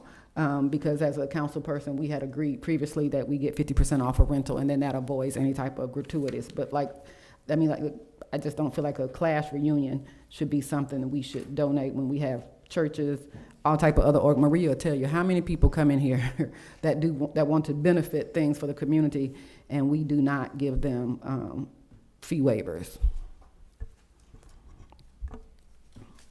I don't know, Attorney Wiley, if you want to, I wish this would have been in the packet, but, so it's for his high school reunion. And we do have a 50% off rate that we have for all staff events that I would like for us to be consistent with. Madam Mayor, what is your question? I'm sorry. And it's not one. Okay. I don't know, like I said, to me, it gets into this idea of the gratuitous, because I see no public benefit. And just not wanting to set a precedence, excuse me, y'all, for events like this. So what is the difference between my high school reunion and my family reunion? And if we want to do this, then we need to enact something that says council is entitled to one free waiver per year of a city park, and then it's consistent for everybody. And when we brought that up, the discussion was council agreed that we would be able to get 50% off. Was it one time? Did we even put a number? Yeah, but that council can get 50% off of rental rate, and that was our compromise. Mayor? Yes. I guess I have a question, just as a new council person. What is generally the thought when considering fee waivers? Is there one? Or? I can just tell you a few things that we look at. I will not proceed with the fee waiver if they are charging, if the organization makes money on the event. For example, they do vendor fees, then that kind of gets into this gratuitous law because we're allowing them to profit on something that we've given them, and then you have to be consistent. So that's the rule of thumb for me. Secondly, I always look at the date for any event. And we have a rule of thumb that we don't have events on holiday weekends typically, unless it's like well in advance. And I don't know when he applied for this. I know it was some back and forth, but first it was a school reunion, then it wasn't a school reunion, kind of went back and forth. Was there Ms. Worthington and City Mayor, were there any other things that we look at? We also run it by Chief of Police in regard to see if there's road closures, what needs to be done. Whenever there's food trucks, we do close roads because it's just really hard to get the food trucks in and people for safety purposes. Anybody else want to comment?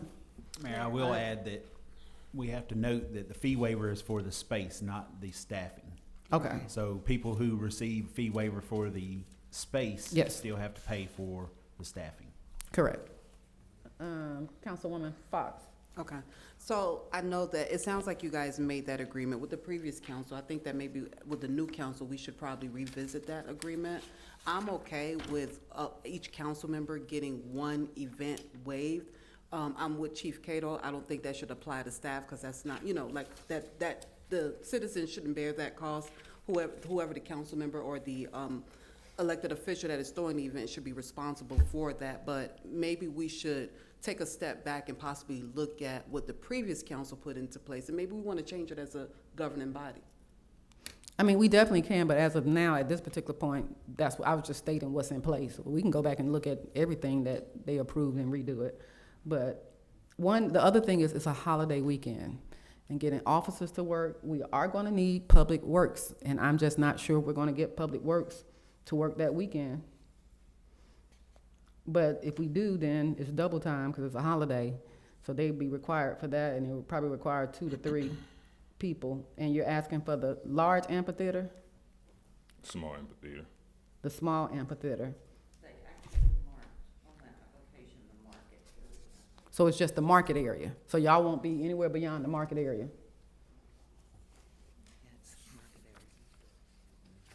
So so where's the line for the small amphitheater at? What line is this for? The large amphitheater, correct? This line is for the what? What line is that for? And when we say holiday, you all, it's holiday when it's like a Monday holiday, like to where it would be paid. That doesn't include like Mother's Day, Father's Day, and other things like that. It's where they're on holiday. So all of our staff are off on that Monday.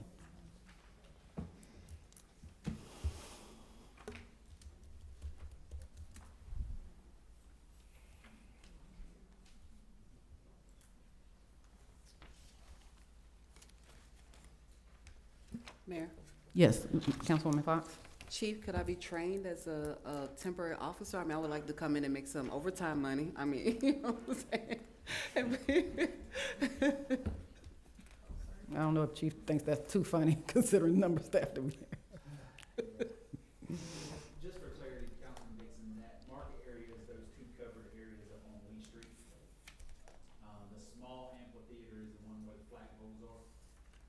Yes, sir, I know. I'm just, I see the application. There's a line missing from the application. The line where you check large amphitheater isn't there. So I understand what, got you, okay. So yeah, so I mean, at this, moment, we applied, we put this application in March 23rd. You know, I'm asking council to, like I said, we have maybe 50 RSVPs. It'll be from 12 p.m. to 4 p.m. We just need a couple of trash cans out there. We would love to, see JPD patrol around and say hello to everybody that graduated from Money's Mill. Yeah, and that's pretty much all we're asking for. So, I'm sorry, Councilman.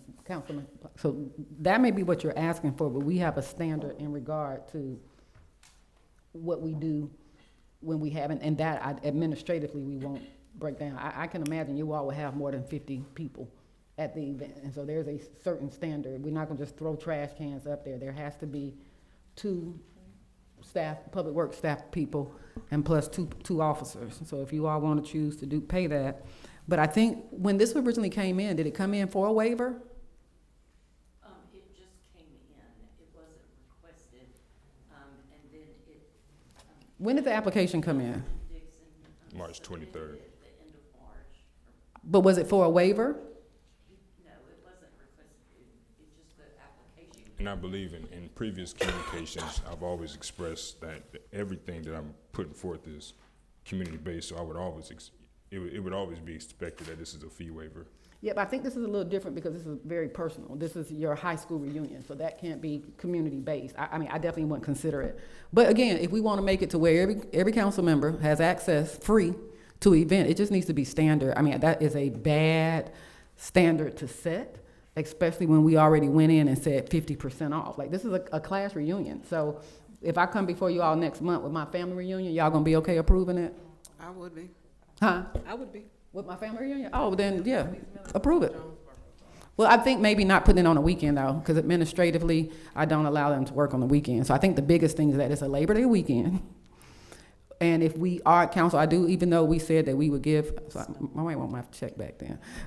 Yeah, Memorial Day weekend, I think we still need to be cognizant of, you know, and pay attention to just the day-to-day operations. So we do not have, that has just been my standard. So is there another weekend that y'all want? No, this is. Or did you ask the county? Why don't y'all ask, or is there a park closer to Monday's Mill? But let them have it. They don't have to have no police. Just let them do it. At this point, just as long as I can have my family reunion here. Go ahead, Ms. Worthington. I mean, at this point, I'm not gonna argue. Y'all, let's just approve it. Chief, if your officers drive by, huh? Well, they need to pay for it then.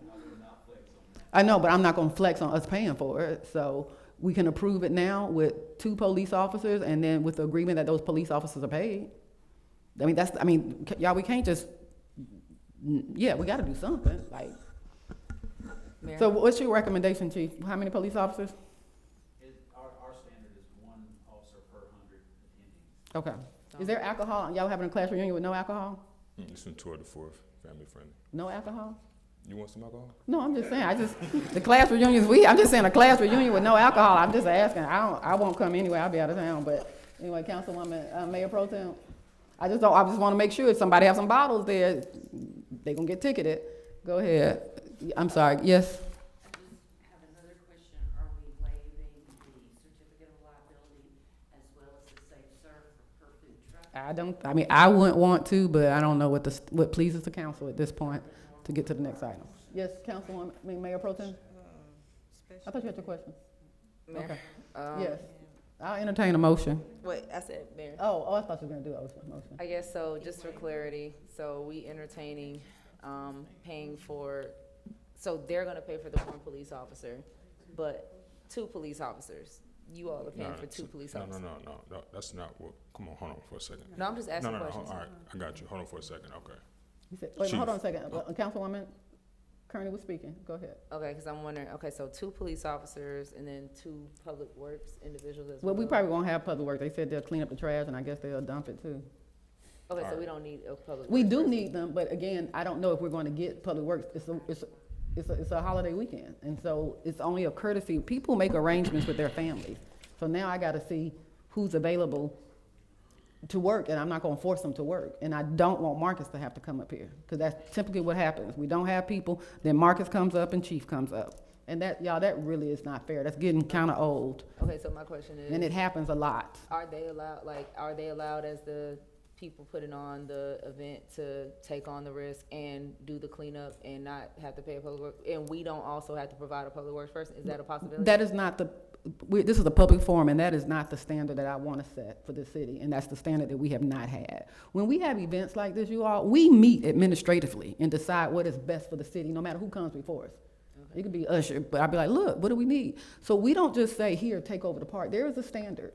You know, and I would ask, and I would hope that as a council, that we wouldn't lower that standards, and that administratively you would trust the city manager. And I can tell you, we don't do holidays unless it's well in advance, and it's a huge revenue opportunity. This is not a revenue opportunity to disrupt staff long weekend, because what's going to happen is we'll probably end up making somebody be off Friday or Tuesday, then that throws off our whole sanitation route. And, you know, we try to get creative with the guys, you know, to get them to come in. And I believe Chief does things similar. Mayor? Administratively, y'all, this is not a good practice. It is not. And you can't say that a class reunion, it's community oriented. That's no more than I can say my family reunion is open to the public. Like, it's just not good. And we discussed this in the previous body. agreed that we would do half off. But again, aside from all of that, I am not approving it because it is a holiday weekend. And we can't just, I mean, so here it is. Let me think of another group that came. If a group comes here that rents it and says, no, we don't need no public works department, don't worry about the police, we're gonna handle everything ourselves, we wouldn't trust them to do that. Would we, staff? No, we wouldn't trust them to do that. No, in fact, they do that and cite them for having a special event without a permit. Correct. So council, it's a, Madam Mayor, yes, I think the issue before this body is whether or not you're gonna approve the fee waiver. And I think everything else is within the application.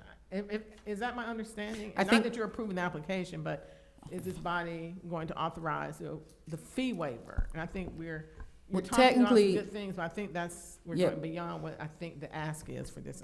yeah, but I also think fee waivers are initially approved by the mayor.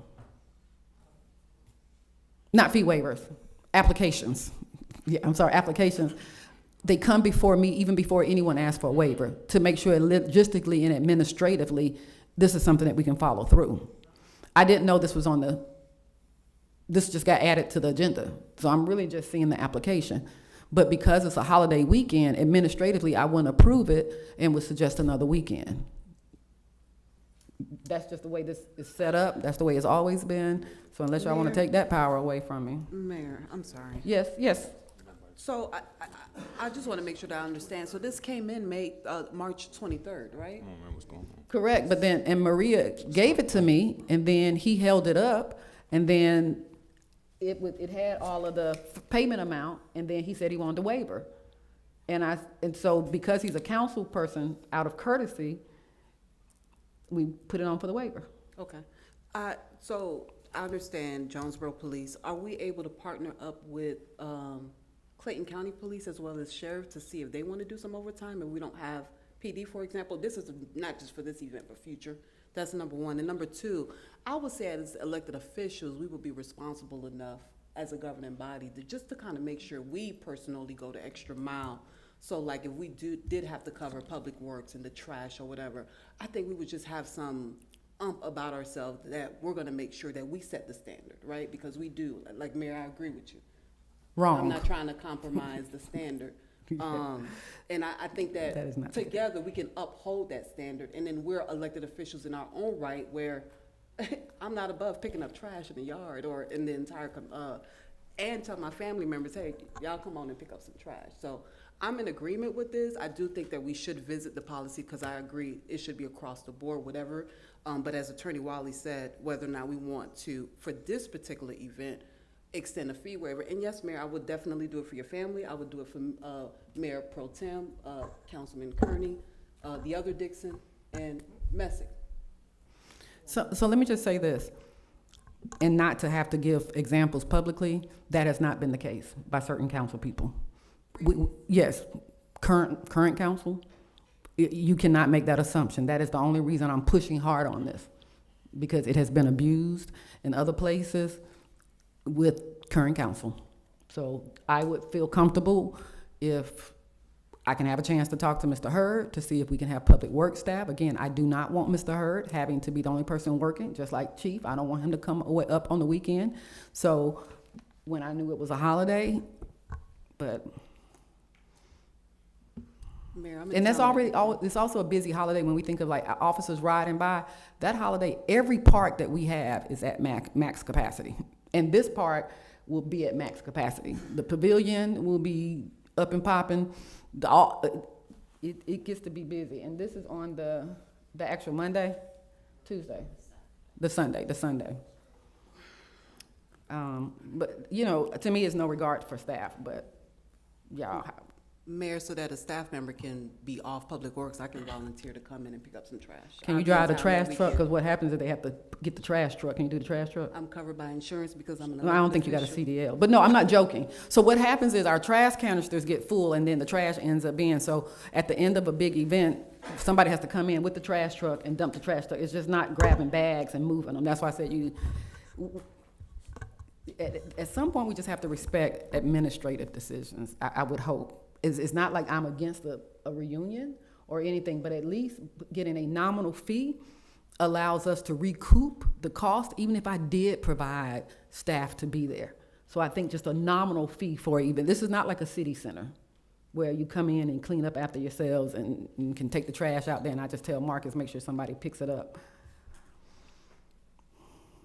Mayor, Yes. I have a question concerning, what's before the council? Are we voting on a 100% fee waiver or just the 50%? My initial recommendation was a 50% waiver. And then because that is in alignment to what we have in place for staff events. It's aligned with the current charter. I mean, not charter, current policy. So that's why I was like, hey, it was fine, let's do the 50%. That allows us some money to recoup, to pay for staff to be here. So that was my administrative recommendation with hesitancy because it is a holiday weekend. And would ask moving forward that if the staff chooses to use the 50% or whatever we decide, that it not be on a holiday weekend where we observe a holiday on that following Monday. I'm not talking about like St. Patrick's Day or something like that. Just where we have a staff holiday. So at this time, I would like to entertain a motion for the 50% rate. And yeah, I asked her, did you have a hand? Oh, okay, you didn't raise it. Oh, okay, but now I looked before, you was like, okay, go ahead, Mayor Pro Tem. It's not a motion on the floor yet. It's not, okay, go ahead.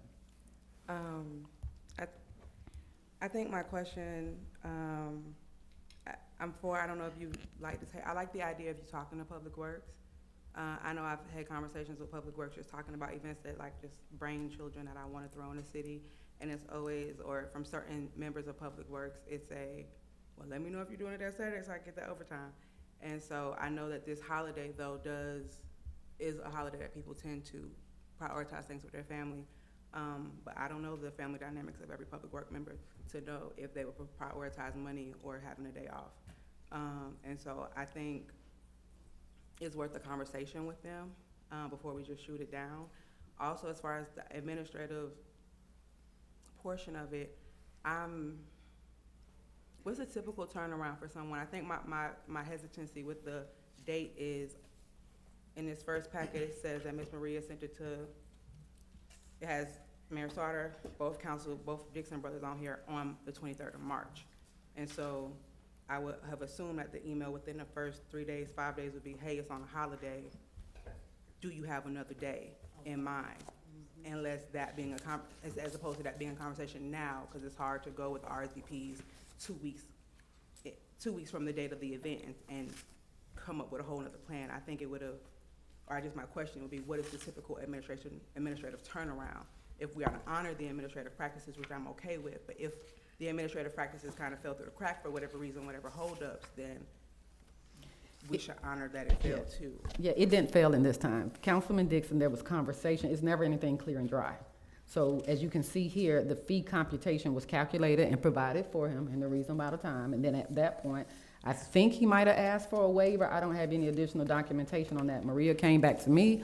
I said, we have a 50% off, we have a 50% policy. And then if this was anybody else that came in and said $1,450, they have X amount of days to pay the deposit and follow that alignment. So originally, it was not a waiver conversation, I don't believe.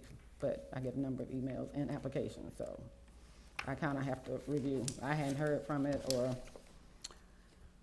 all of that, so. Okay, and so then my next question, if I may. Because I think on the 23rd is when she started giving them the prices of everything, because my apologies, I thought it was clear that it was a community event. This is a community event, and I think my question was, I didn't feel like a high school reunion is not considered a community event. Like, the average person would think that a high school reunion is not a community event. So I think it went from there, and I told Maria, I said, well, no, I don't consider that to be a community event at all. So that's where the conversation went. Okay. And you're classifying it as a community event because Jonesboro, Muddy's Mills and Jonesboro, some of the people who live there graduate. Like, I'm a graduate of Jonesboro. Yeah, of Muddy's Mill, and I live in the city of Jonesboro now. We got 3 council members that are, graduates of the Muddy's Mill High School. I mean, this is a community event. And it's family friendly. Family friendly. We members of Muddy's Mill High School stay here in the city of Jonesboro. Okay. So is this like a class reunion or just all-school reunion?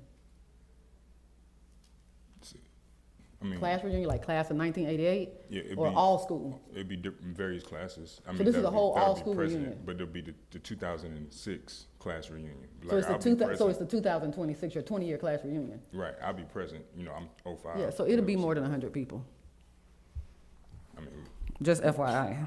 got 50 RSVPs, but okay. Yeah, I know it will be. Y'all, I've been to y'all function. It's gonna be more than 100 And you people. said it's from 12 to 4? From 12 noon to 4 p.m. And then I guess my last question would be, similarly to how we were able to move a line item for the kids zone, is that not something we're able to do for overtime if Public Works is available and decides to do it, not to pressure them to do it, if they want the overtime? Now, Yeah. if they don't have the staffing, then we just can't get blood from a rock, but if you have a We conversation. have overtime, like, I mean, we probably wouldn't have, I mean, I don't even think we're in a hole with their over. It's pretty close, but, you know, overtime, we always find, so that wouldn't be a problem. And then, so administratively, you said it's on you to approve the application. I don't want us to take the time to make a vote on the waiver and then the application not get approved. Well, that's why I started this off by saying, my administrative recommendation would be approval with the 50% cost reduction that is already in place, staying consistent with what is already in place. Like, why have something and then we come and ask for a waiver? When I rent the place, I adhere, and the record will show to the 50% off. So it's almost like, well, then am I entitled to get my refund back for what I spent 50%? You know, like, this is definitely, you can say anything's a community event, but this is definitely a very specific class of 2006 thing. So I just meeting in the halfway, sure, 50%. Because that's what we said. But it's whatever pleases the council.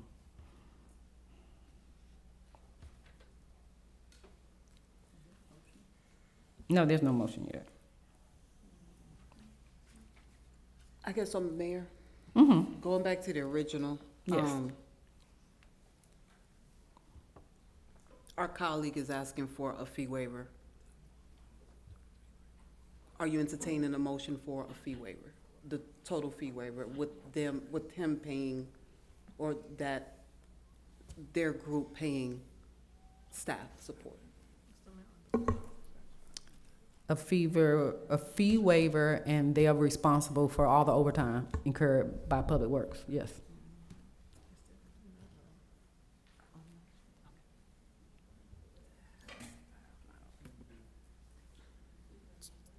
So I guess Councilman Dissing, that's what you want?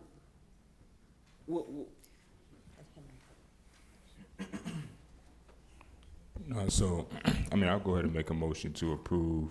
Yeah, let's just make a motion and Yeah, see where it I'll falls. So, and yeah, make go a ahead and make the motion. To approve the event fee waiver in full and have the overtime come out of employee savings if needed and if available. Y'all are opening up a can of unprofessional administrative worms by doing that. That's not even, I'm telling you, we'll have public saying now we're spending city money to pay for a class reunion. Y'all, that's not good. That is not, just listen how that sounds. We're gonna pull from savings to pay for a Monday's meal class of 2006. Sorry. A 2006 fee. That's just not good, y'all. Point of order. There's a motion that's been made. I second the motion. Any discussion? All in, yes. You're asking, to Councilwoman Messick's point, for a fee waiver for just the park? Fox. No, it was Councilwoman Messick, Uh-oh. I think, that made the point. You're asking for the fee waiver for the park, the food truck? Like, I want you to be specific in what you're asking, so when wherever this motion goes, we know where we're approving. So the food trucks, safety service certificates, the officers' hourly wage, Public Works, or just the waiver for the park? What all are you asking for? Because in full for the park? Because these other things still amount to more than what you were gonna pay for 50% of the park. All right, so this was the waiver in full. You know, if council still needs me to get the liability of insurance, you know, I would be more than happy to do that. So can you repeat your motion so I know, please? I would like for council to, well, my motion is to approve this fee waiver in full. And I'll still go ahead and get the conditional use, I'm not conditional use, but the liability insurance, if needed. It's needed. So are you saying that you will, it's needed? Yeah. Okay. And I just want to, there's a motion on the floor, it's been appropriately second. Hasn't it been second? Yeah. So I want to be clear, you all are only using the marketplace area. Because that's what this is. So just so we're clear, I think the marketplace has a capacity, but we're not worried about that. You're not going in the grant. He said the marketplace.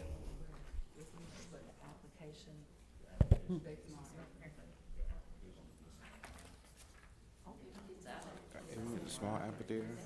So I just want to be clear, it doesn't matter, which one is it? Is it the marketplace or is it the small amphitheater? Small amphitheater. Not the marketplace. Where would the trucks go? So you're asking for the marketplace and the small amphitheater? Well, if the trucks are up there and that's part of your event, which is fine, but I just want to be clear, so if other people come in, we can say that it was approved for those spaces and other people aren't allowed to be there. So the marketplace and the small amphitheater? No? Okay. I'm sorry, what is it for then? Councilwoman Turner? Mayor, on here, it only says the market area. I get it that the application is missing a line, and we do need to correct that, on the next pages. But if you look on the one that says the fee computation, they only mark 8 hours for the market area. And they left the amphitheater, spaces blank. Correct. That application is correct, it's just when somebody tries to make it fillable, it distorts it. Okay. Yeah, and the mark goes behind the thing, not behind the location, not in front of it, because if you see right here where it says pavilion, there's a space in front of it. That should be for the market area. So it's large amphitheater space, small amphitheater space, market area, then it drops down to a new line, space, pavilion, and then space. So if I wanted to use the pavilion, which line would I check? The line after pavilion? Yes, sir. Or just tell us now and we'll make it. So what do you want? This is the small amphitheater, but that's where the food trucks will be located though. Well, then, no, the small food trucks will be on, because we don't want to put the small, because well, I'm just speaking for Chief, but we would want the food trucks in the parking spaces and not on the active traffic on Smith Street. Is that a safe assumption, Chief? Just And I because guess, we've done this and at the end of the day, I just want to make it, to where it's just most easiest No, for, we passed that, for kinda. the community, so. On your application, I have some other things. It says 10 to 7 p.m. Also, I would ask, because this is a waiver, that the contact person no longer be listed as Ryan Lindsay. That way he won't be liable. So can we get a new application that includes your name and your contact information? And then, so what time is the event again? And I want it to 12. coincide with the flyers and stuff y'all are putting out, so there's no confusion. From 12 to 4 p.m. Okay. So since it's, y'all need 3 hours of closeout, because it says 7 p.m. on here. As today, no, we don't.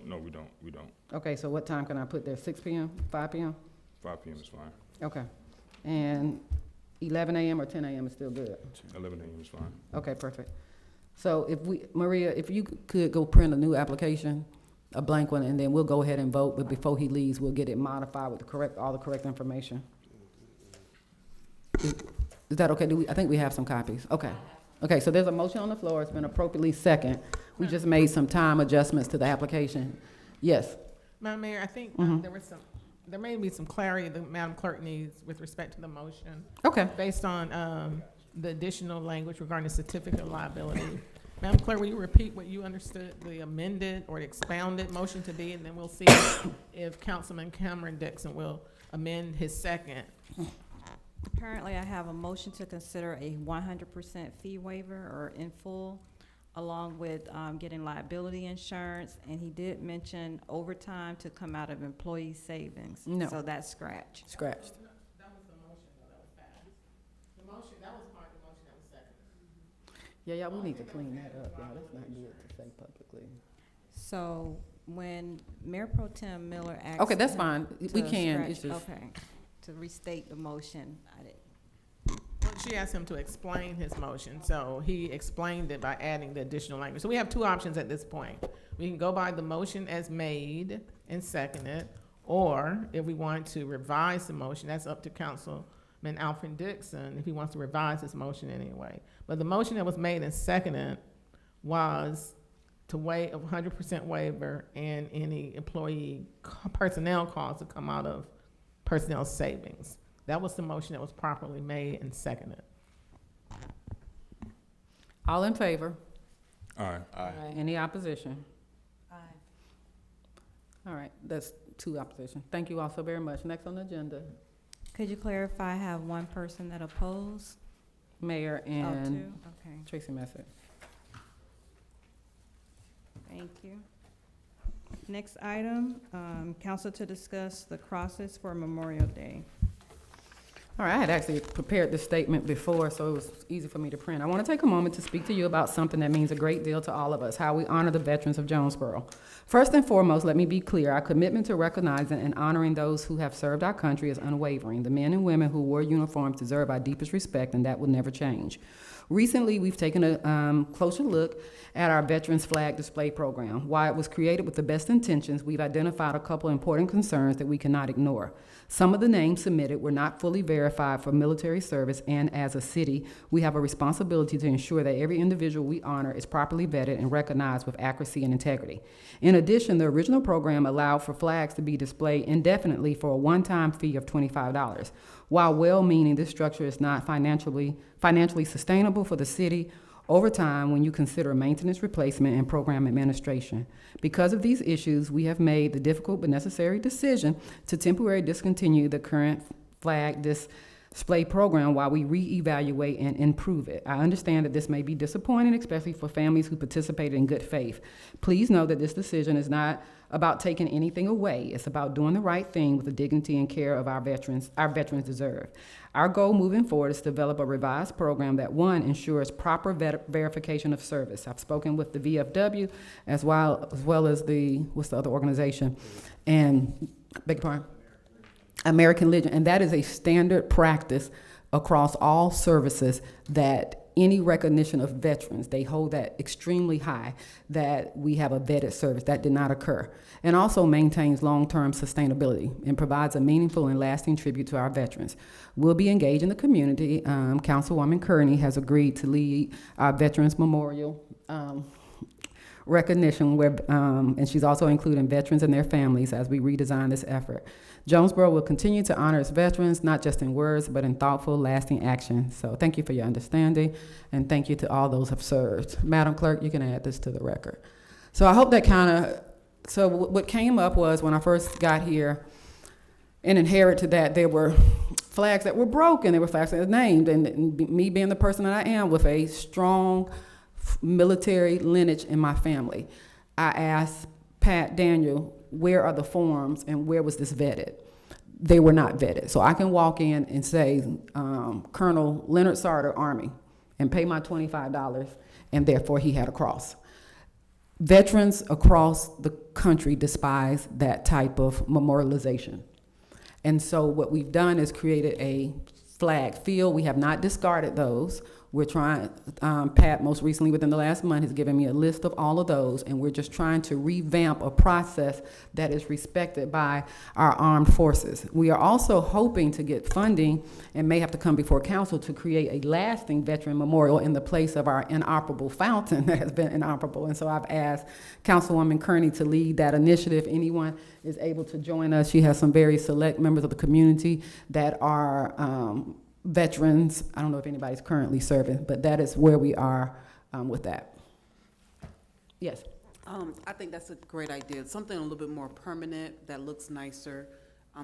One of those, like, the square ones with the people names, and they can kind of add. Is that what you're thinking? Yeah, we got some renderings that we can provide, but it's a whole renovation of that circle. And it sounds like you're funding. Is there a time frame on when we can, do you think this is something that we can look forward to maybe early next year or before the year is out? Yes, I do plan on having something more solid around Veterans Day. I'm still forming the Veterans Committee. I have reached out to the VFW that's located on Tar Boulevard,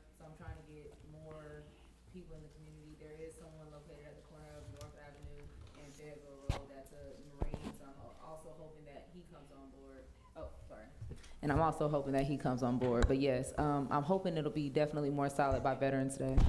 What we're hoping is that at the least, Veterans Day would be a symbol of our demolition or groundbreaking. Okay. And then that gives a time for families to submit their application over a period of time. It typically takes, from what we've been told, and we've had a few meetings. Chief, were you in that meeting when the gentleman came?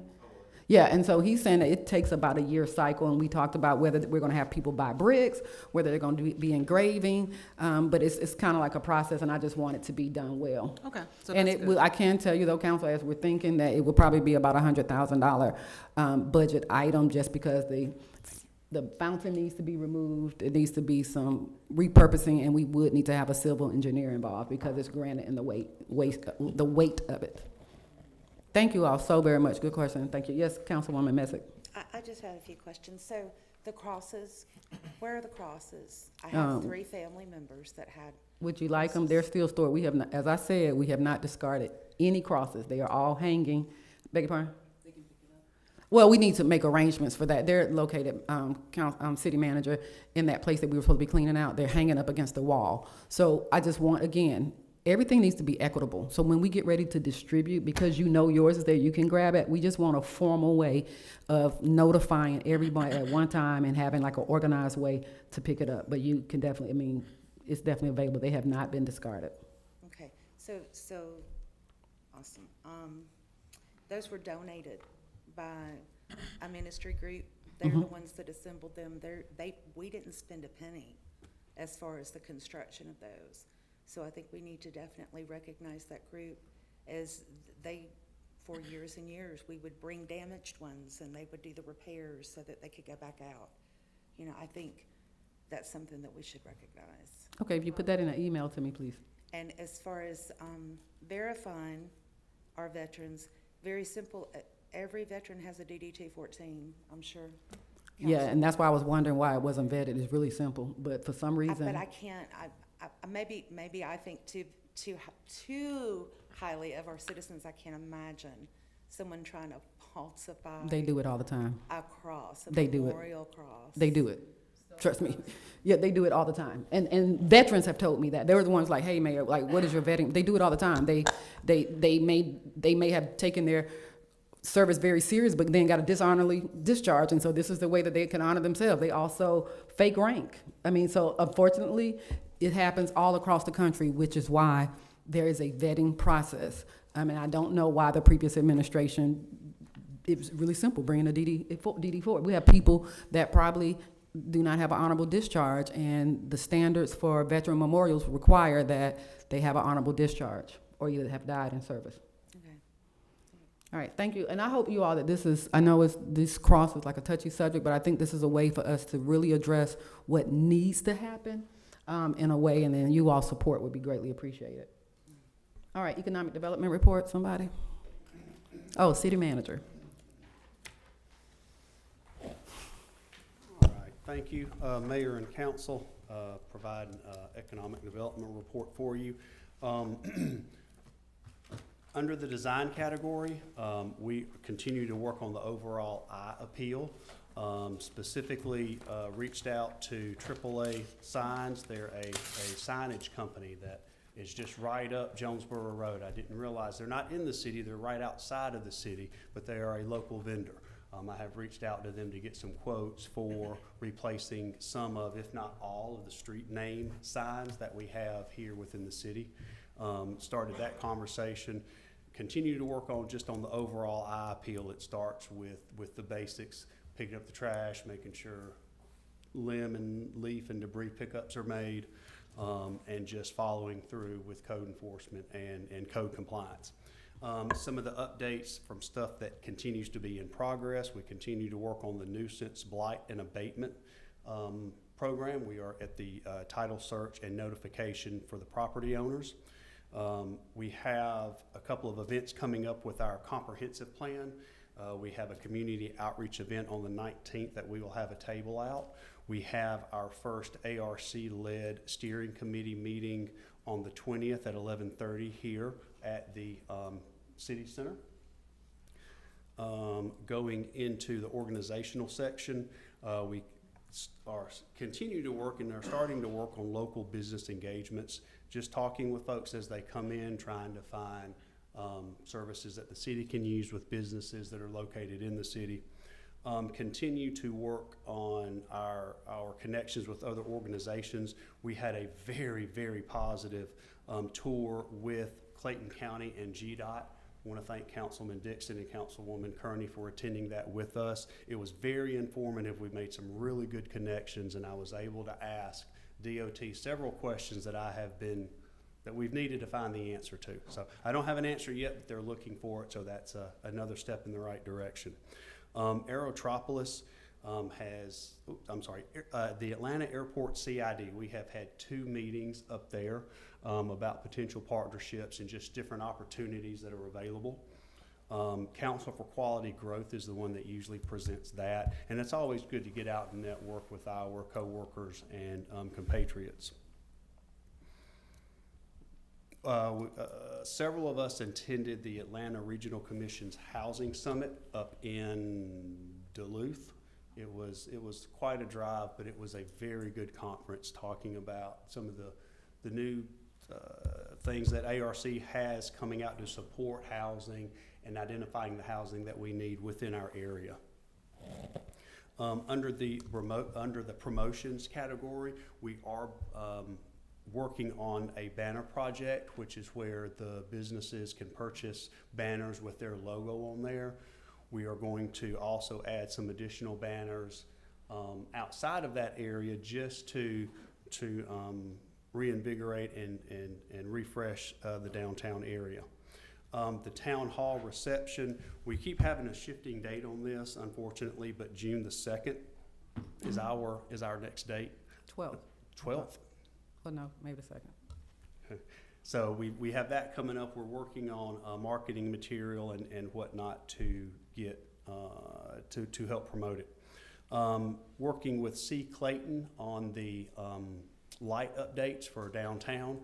C. Clayton and the Tourism Authority are donating 12 different uplights for our crepe myrtles inside the planter boxes. Had a conversation with the electrician to start putting in the stuff for that. Thank you very much for the Tourism Authority for doing that. Continue to work on our economic vitality. We continue to identify and work towards the vacant building registry, as well as a mixed use and shopping center redevelopments. As you guys are aware, we have several shopping centers that have the anchor tenants that are not currently occupied. We continue to try to work with those folks to bring in or identify other higher and or better uses for it. Updates, business license, occupational tax certificates were due April the 15th. Thank you very much to the hard work for Mr. Derry Walker with code compliance. He issued about 175 citations for those businesses that were operating without a license. And just so you guys understand, the business license expires December 31st. We then give them up until April 15th to get in and apply for 2026. We give them until April 15th so they can get their tax information. But when April 16th rolls around and they are still not in compliance, that is when we will go out and write a notice of violation. Derry has done that, we have done that, and we are continuing to get them to come in, and he has issued about 175 of those. As soon as we get the business license mix information updated, we can bring back to you guys a business industry mix, just kind of showing what percentage of businesses we have here in the city, and more importantly, what we are lacking. Now, we cannot go out and identify a specific business to try to come in, but we can say, hey, we need a coffee shop. Hey, we need a bookstore. Hey, we need a business sector that you identify that we can encourage. And this kind of information will tell us what we're missing and what we need. And then we also had, in the month of April, 20 business licenses that were terminated. All right, that concludes my report. Do I have any questions from council? Me, Mayor. Councilwoman Kearney? just to put it on everybody's radar up here on council and mayor, we probably need to do a future discussion regarding, grease traps and just infrastructure overall downtown. Specifically, maybe even, I don't know, having a running list or having resources for the businesses to be able to get, business infrastructure grants, specific to underserved or underutilized businesses. So I guess you could say that's kind of like a DBE, disadvantaged business enterprise of some sort. When their community is specific to, Broad Street, of course. So Sure. I don't know when would be a good time to put that as a line item, but I don't know, maybe June, July, or I what we're definitely thinking. think that it's something that we can lean into. We are already having conversations with Department of Public Health and Clayton County Water Authority to do several things, really to start the conversation so that we can find out where the grease traps are. And then when we do find the areas that need the help or the businesses that would like to come to Jonesboro but are just not quite there, we can help them. Okay. So we're starting that process to start the conversations. All right, and then, of course, FIFA, less than 60 days out. I don't know if we're having conversations about different events we can do. I know we've already had discussion about events, but like even if there's businesses in the city that the DDA specifically needs to partner up with, I don't know. But having watch parties and stuff like that, I don't know how that happens You wanna and speak to to it? maintain Mhm. safety Decline. when it comes to that, like liability on the city side, but I just want to So put that out there. there were several pop-up events that we looked at. The biggest thing that we ran into is the pop-up event that we were going to do and made the most sense for us is the day before Juneteenth. It was June 18th was the watch party that we were going to do. But just having those two events back to back, we didn't want to stretch or strain staff or even worse, not have the facility or the parks or our place ready for such a large crowd to come in on the 19th. So we pulled back from that, but there are several events going on around the county, and it's certainly a lot of exciting activities out there. And just to add to that, the Department of DCA, I think, was working with all the cities. So we initially, because we didn't realize they wanted us to finance it. And so we are still hoping to support businesses, local places that have televisions with watch parties inside their events. Yes. Thank you for your report. Matt, I'm not sure if I already received it and didn't see it, but as always, if I can get a list of the terminated businesses. Yes, ma'am, absolutely. The new businesses as well. And then for the town hall, although the date is to be determined. Second. It is, I had it wrong, sorry. Okay, since we're having, this is the first one that we've had, at least since I've been on council, maybe we can get some sort of email that tells us what that's gonna look like, maybe so we can be prepared. Yes, ma'am, absolutely. Yeah, we will have discussion with council to see the format and how y'all would like to do Q&A interactions, just to get a sense of it from you. Okay, great. And then, give me a little bit more information about the community outreach event on the 19th? That you'll have a table with ARC-led steering committee? What event is it that we've got on the 19th? I was trying, Mayor Pro Tem, I was trying to remember the exact same thing when I sat down and looked at it. It's just a small event. We're just gonna have a table there. Which one? Is that the one that we went to last year, Faye? I mean, Ms. Akuta?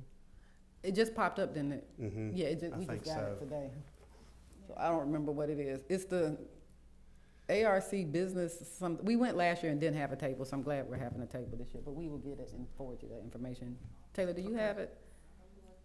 I think I just sent it to you earlier today when we received it. Yeah, hold on one second, let me just see if I can find that for them. Like, I could just get it to me when you get it. Oh, it's not, oh, it's May 19th, yes. Oh, I don't have it on mine. I don't know what it is. Yes, are you? I'm done. Just whenever you get it, just send me. Yes, ma'am, I will. Thank you. And my apologies, council, for not having that fully detailed out. No worries. Mayor, Councilwoman Messick? Thank you. My question was the same thing on the 19th. Is that the event we've did at Arts Clayton in the past, where we have the community come in and do community input into, and then that information is included? It goes to the steering committee and the ARC to be included in our comprehensive plan? That will be in June, or that will be in July or August. That one, the big community one that we hold in the city, in the conference room in there will be that big one. Okay, so this one is simply This is just an informational. Yes, ma'am, where we're gonna have the survey. Is it the senior one? Can No. you send us a time on that when the Yes, table ma'am, will I be? will. Okay. I'll do Are some. we talking about June 2nd now? No, ma'am, May 19th is the other community outreach event. We're just having a table. Okay, but I'm for- saying, who's hosting that?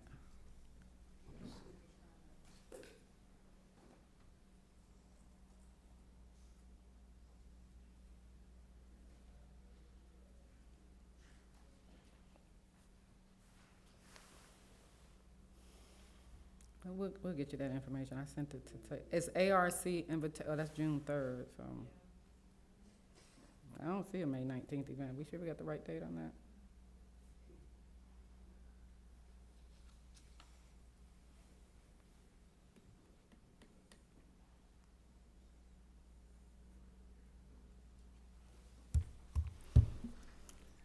I'm sorry, council, let me go back and do some better research and I'll get it for you and I'll send it out to you directly.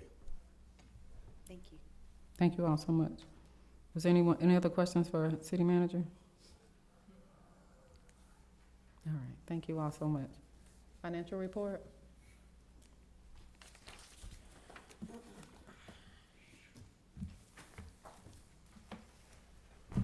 Mayor, council. Wanted to present the financial report as of March the 31st.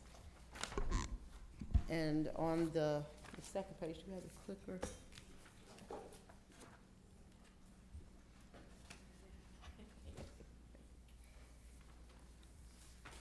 Okay. On the executive summary, you'll see where revenues after the third month here is at 31% of the budget. We're still having strong tax collections as well as miscellaneous collection. And I say in that miscellaneous collection, I'm gonna have to go back and take a look at that one since they mentioned about donations, because some of the donation sponsorship money is probably gone into the miscellaneous, because as I note later on, the miscellaneous is showing well over about $17,000 more in that account for miscellaneous. And so I've moved property tax and different things that have actually been hitting that line item. So it may be some of the donations that's actually going into that miscellaneous that need to be moved. But all departments are operating below budget. And here we'll see where tax collection is at 37.79% of what was budgeted. The next largest would be, once again, the miscellaneous, which is at 27.4%. So that's where I say need to take a look at the miscellaneous line item. But then also licenses are coming in at 19%. And then we have charges for services at 16.9%, and fines and forfeitures at 16.68%. Okay.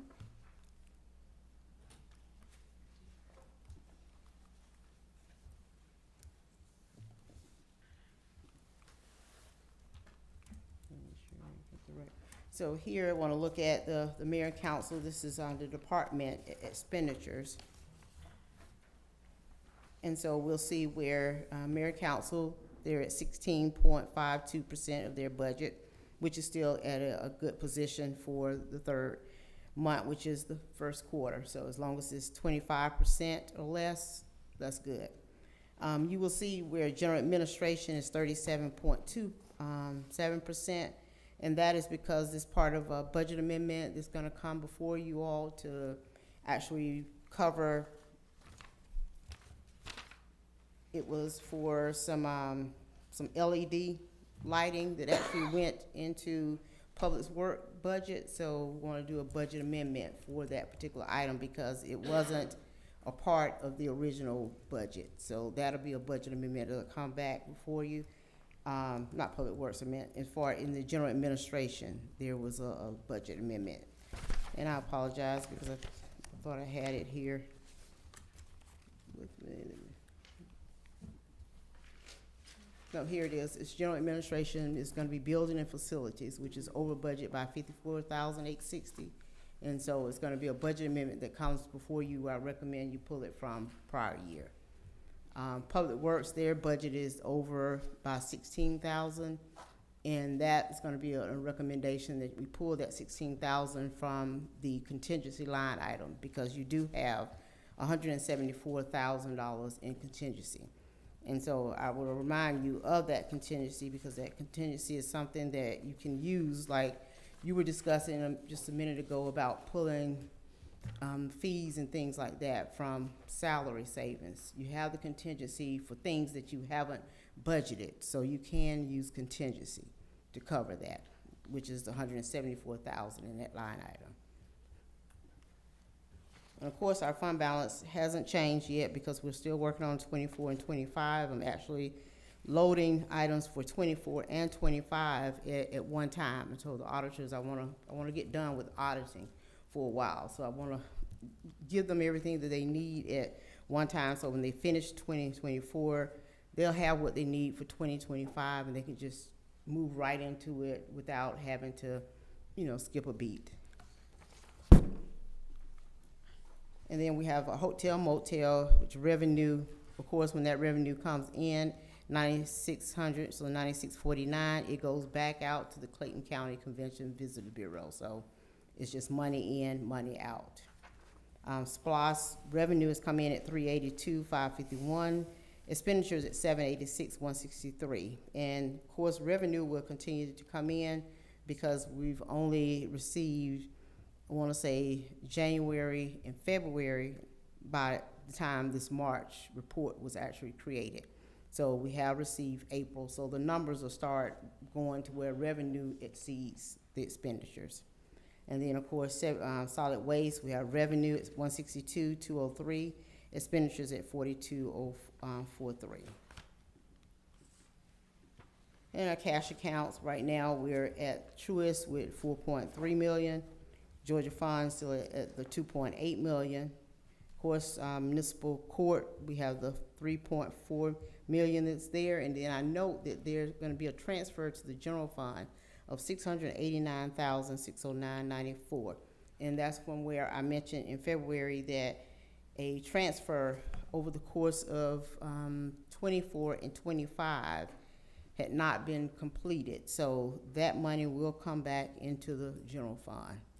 And so that will also be a part of the amendment because then we'll need to know where you all want to place that money once it comes back into the general fund. Then we have SPLOS 21. Right now it's at 1.138868, and I'll give a SPLOS report after this. But I believe you all asked about the special event and where that particular line item is located. I'm not sure how it's numbered in your reports, but if you look on page 99, do you have that? The way the agenda, because that is where the miscellaneous line item sits there. So that's where I'm talking about the donations are sitting in that particular line item. But then also if you go to page 102 of your agenda, you will see the special events line item, which is going to be account number 152-23-21, city events. And so that's where you'll see $37,192.97 has been spent, and have a $30,807.03 that's left over. Y'all see that in your package? There, okay.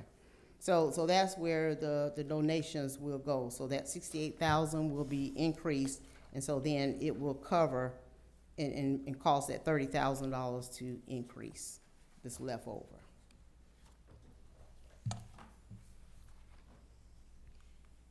Okay, and that's the end of the March financial report. Do you have any questions on that part? Council, do you have any questions? Let's start on this end to my right. Over here to my left. Councilwoman Fox? I just wanted to confirm, Ms. Karen, 23 audit. I know the last email we received, we were waiting on something to be filed. That's officially already done, filed. That's behind us, correct? The audit. Right. Okay. Yes, yes, Okay. yes. So now we're moving into 24. How are they progressing with 24 so far? I'm just loading information for them, so he said they'll start taking a look. I loaded the biggest piece that they need, Okay. which is the trial balance. The trial balance leads everything. Okay. So they're combing through that, and then they'll have, maybe questions or different things. That way they can start setting up their testing, because that is the kind of the second big piece that comes along. So right now, they're, adding contracts and things of that nature. Okay. And of course, they'll comb through the minutes from all the years, just to make sure within 24, if anything was out there that wasn't caught within the financial setup. Okay. City Manager, can you speak? You met with Karen and Tab on Friday, and we do have a tentative projected date for completion of 24. Yes, ma'am. We had the setup call for the audit discussion. We will have standing calls weekly to go over anything. As Ms. Karen said, she's loading up the information, and we're just getting ready to answer whatever questions they have. But didn't he give us a date? Am I not hearing June He 30th? said June 30th. Yeah, Okay, yeah, all right. yeah, Can we June share 30th. that, please? Yeah, June 15th, June 30th. For Yeah. completion of For that. completion, yes, ma'am. Yeah, which would, actually, at that point, is usually when a regular audit starts, between May and June. So thank you so much, Karen and City Manager, for working really hard on that and getting us on the right track. Okay. Thank you so much. Mayor, Any other council? Yes, Councilwoman Messick? I just have one question. I've got a discrepancy in what was emailed to us and what's on here. So on line item 11171. What page number? It is page number, in this book it'd be page 102. What was emailed to me would have been page 8. This says page 10. Okay, But let's see. line item 1171, building and facilities maintenance. And what was emailed to us is showing year-to-date actual $57,026.88 has been spent. We only budgeted $2,000 for it, so it's showing us 2,851% over. We had corrected that one. What happened? Right, That and was that's, in- and that's gonna be part of that budget amendment. That, Well, this is different from what's in this book. So in 2 days, time, this one had. Is it the same thing? Yes, it's the same. But I thought, it's not what we discussed when we had our meeting, that big one? right. I don't, look at to see what they have. Maybe she got the wrong one, but. I Cause know- yours say 55,026, correct?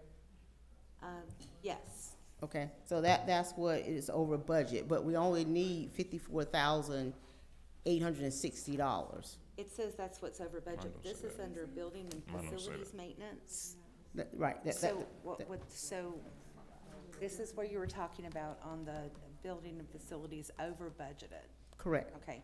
What is that expenditure? And that was, Was that the furniture? no, it's that OED, the Oh, lighting. Okay, so what Yes. happens is the amount that we had for the lighting, for the LED board Yes. for Lee Street Park really comes out of SPOS. And so that needs to be moved. I knew we had talked about that one. So right, that one came out of that line item because I didn't want to take it out of SPOS until we did our SPOS reconciliation. So now we've done the SPOS reconciliation, and our SPOS 21 can include improvements to Lee Street Park. That shouldn't be moved yet. She just explained it. On the budget amendment.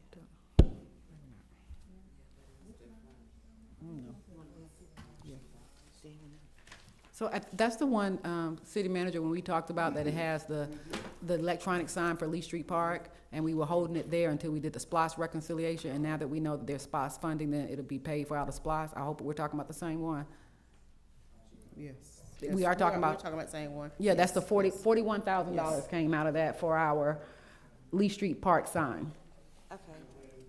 So when she comes back with addendum, we'll do that. That will actually be coming out of SPOS fund. If you look at her handwritten notes, or do you have that handwritten one? Okay. When she did the handwritten notes to review it, that's what that one was. Mayor. Okay, hold on one second, a lot coming in. I'm sorry, Councilwoman Messick, did you have anything else related to that? I just, as long as we can get something that shows the correction. Yes. Because Yeah, city and it- manager just saw these were the same date. So, Hold on one second. Yes, Madam I Clerk? just want to clarify for the record, it's page 100 instead of 102. Okay. Okay. Is that the correct one? Everybody on the same Building and page? facility maintenance, yes. Can I see somebody's? What is the line item? On what page? Okay, I see it now. Okay. Okay, there you go. So that either includes, are we sure that's the digital sign and not the furniture? That's the digital sign? No, is it? it's the digital sign. Yeah, so you all remember we approved, I'm thinking 41,000, does that sound right for the digital sign, anybody know? Yep, for the digital sign, so the digital sign came out of that. SPOS is going to cover that. So when she cleans up and does all the amendment, then 41,000 will come back out of that and go into our SPOS account. But she's gonna share with you our SPOS audit, I had her to do an audit so that we make sure that all SPOS debt has been served, and then we can begin to do that. So that's why it was not corrected prior to this. thank you. Councilwoman Fox? No, That was it, okay. Councilman, No, yeah, Ms. Sandrella cleared it up for us. okay, y'all good? All right, thank you so much. Karen, thank you so Okay. much. All right, I think I'm next. Yeah. Splash. Oh, SPOS, okay. Splash.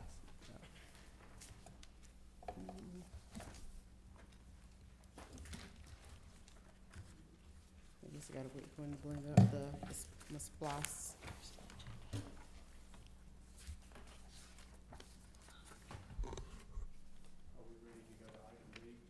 No, I think, clerk, are you want to call it discussion of SPOS? Yeah, okay. Okay, yep, I just wait for him to bring up. Okay, all right. Sorry. Discussion regarding 2021 SPOS report, item B. All right, thank you once again, Mayor and Council. The mayor asked me to go in and take a look at the 2021 SPOS and actually look at it from 25 to present. So I did verify that everything was actually, that the county say that the city was supposed to get, that the city did get those items. And I'm not sure. How do we minimize it? Because, will it allow you? Oh, okay, okay. Okay, so for 2025, the city brought in 246.83 in SPOS revenue.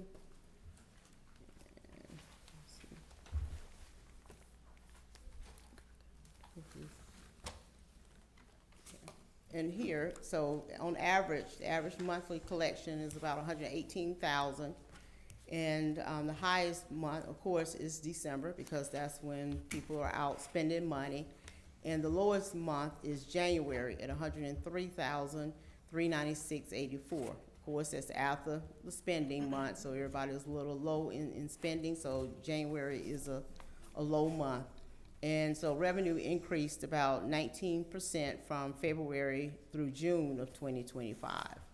And so it's reflecting a strong consumer spending, as I mentioned, and consistent collection through December's spike. So in 2026, we've gotten January, February, and March. So that's 355,519 that's coming in so far for 2026.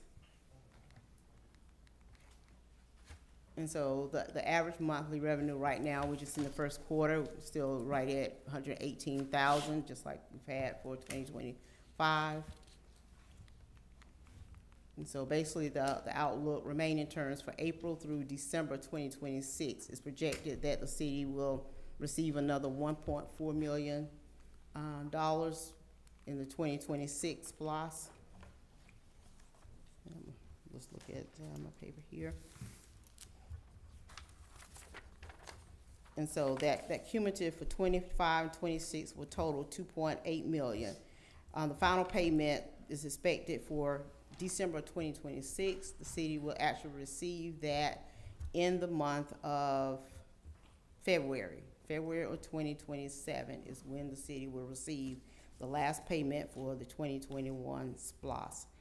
And at that point, the 2027 SPLOS will not start until probably the first payment will probably come in May for that, because they're gonna take January, February, March, and probably April to make sure that they have at least $10 million in order to cover the bond payment. And then they'll start dispersing the extra money to the municipalities. So right now, the city could end up with 2.8 plus we got the 1.3 that's in the bank. Of course, the debt payments will come out of that.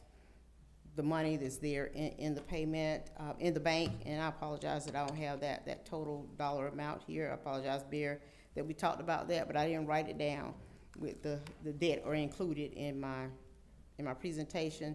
But I'll look that up tonight and I'll make sure I email everybody what that will be. So you'll actually know what debt will come out of the 2.8 plus the 1 million that we have now in the bank. So you'll know exactly what belongs to the city. And so that concludes my SPLOS 2021 report. Thank you so much. So, good point is that we're trending high and we can start doing some additional improvements based on our SPLOS. Thank you so very much. At this time, we'll have our city manager report.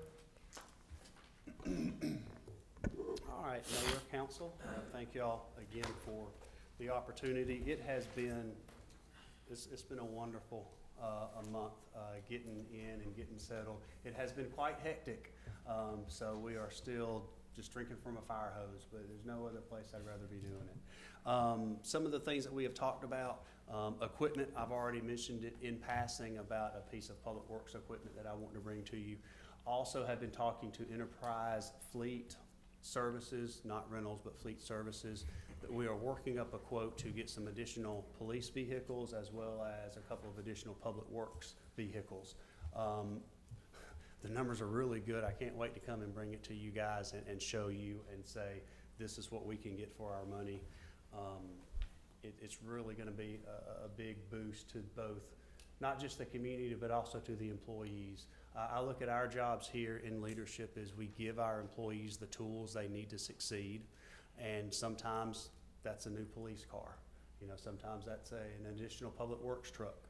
And so I just look forward to bringing it to you and getting your feedback on it, because you guys from your position see a lot of the things that the community needs, and I look forward to hearing that from you guys.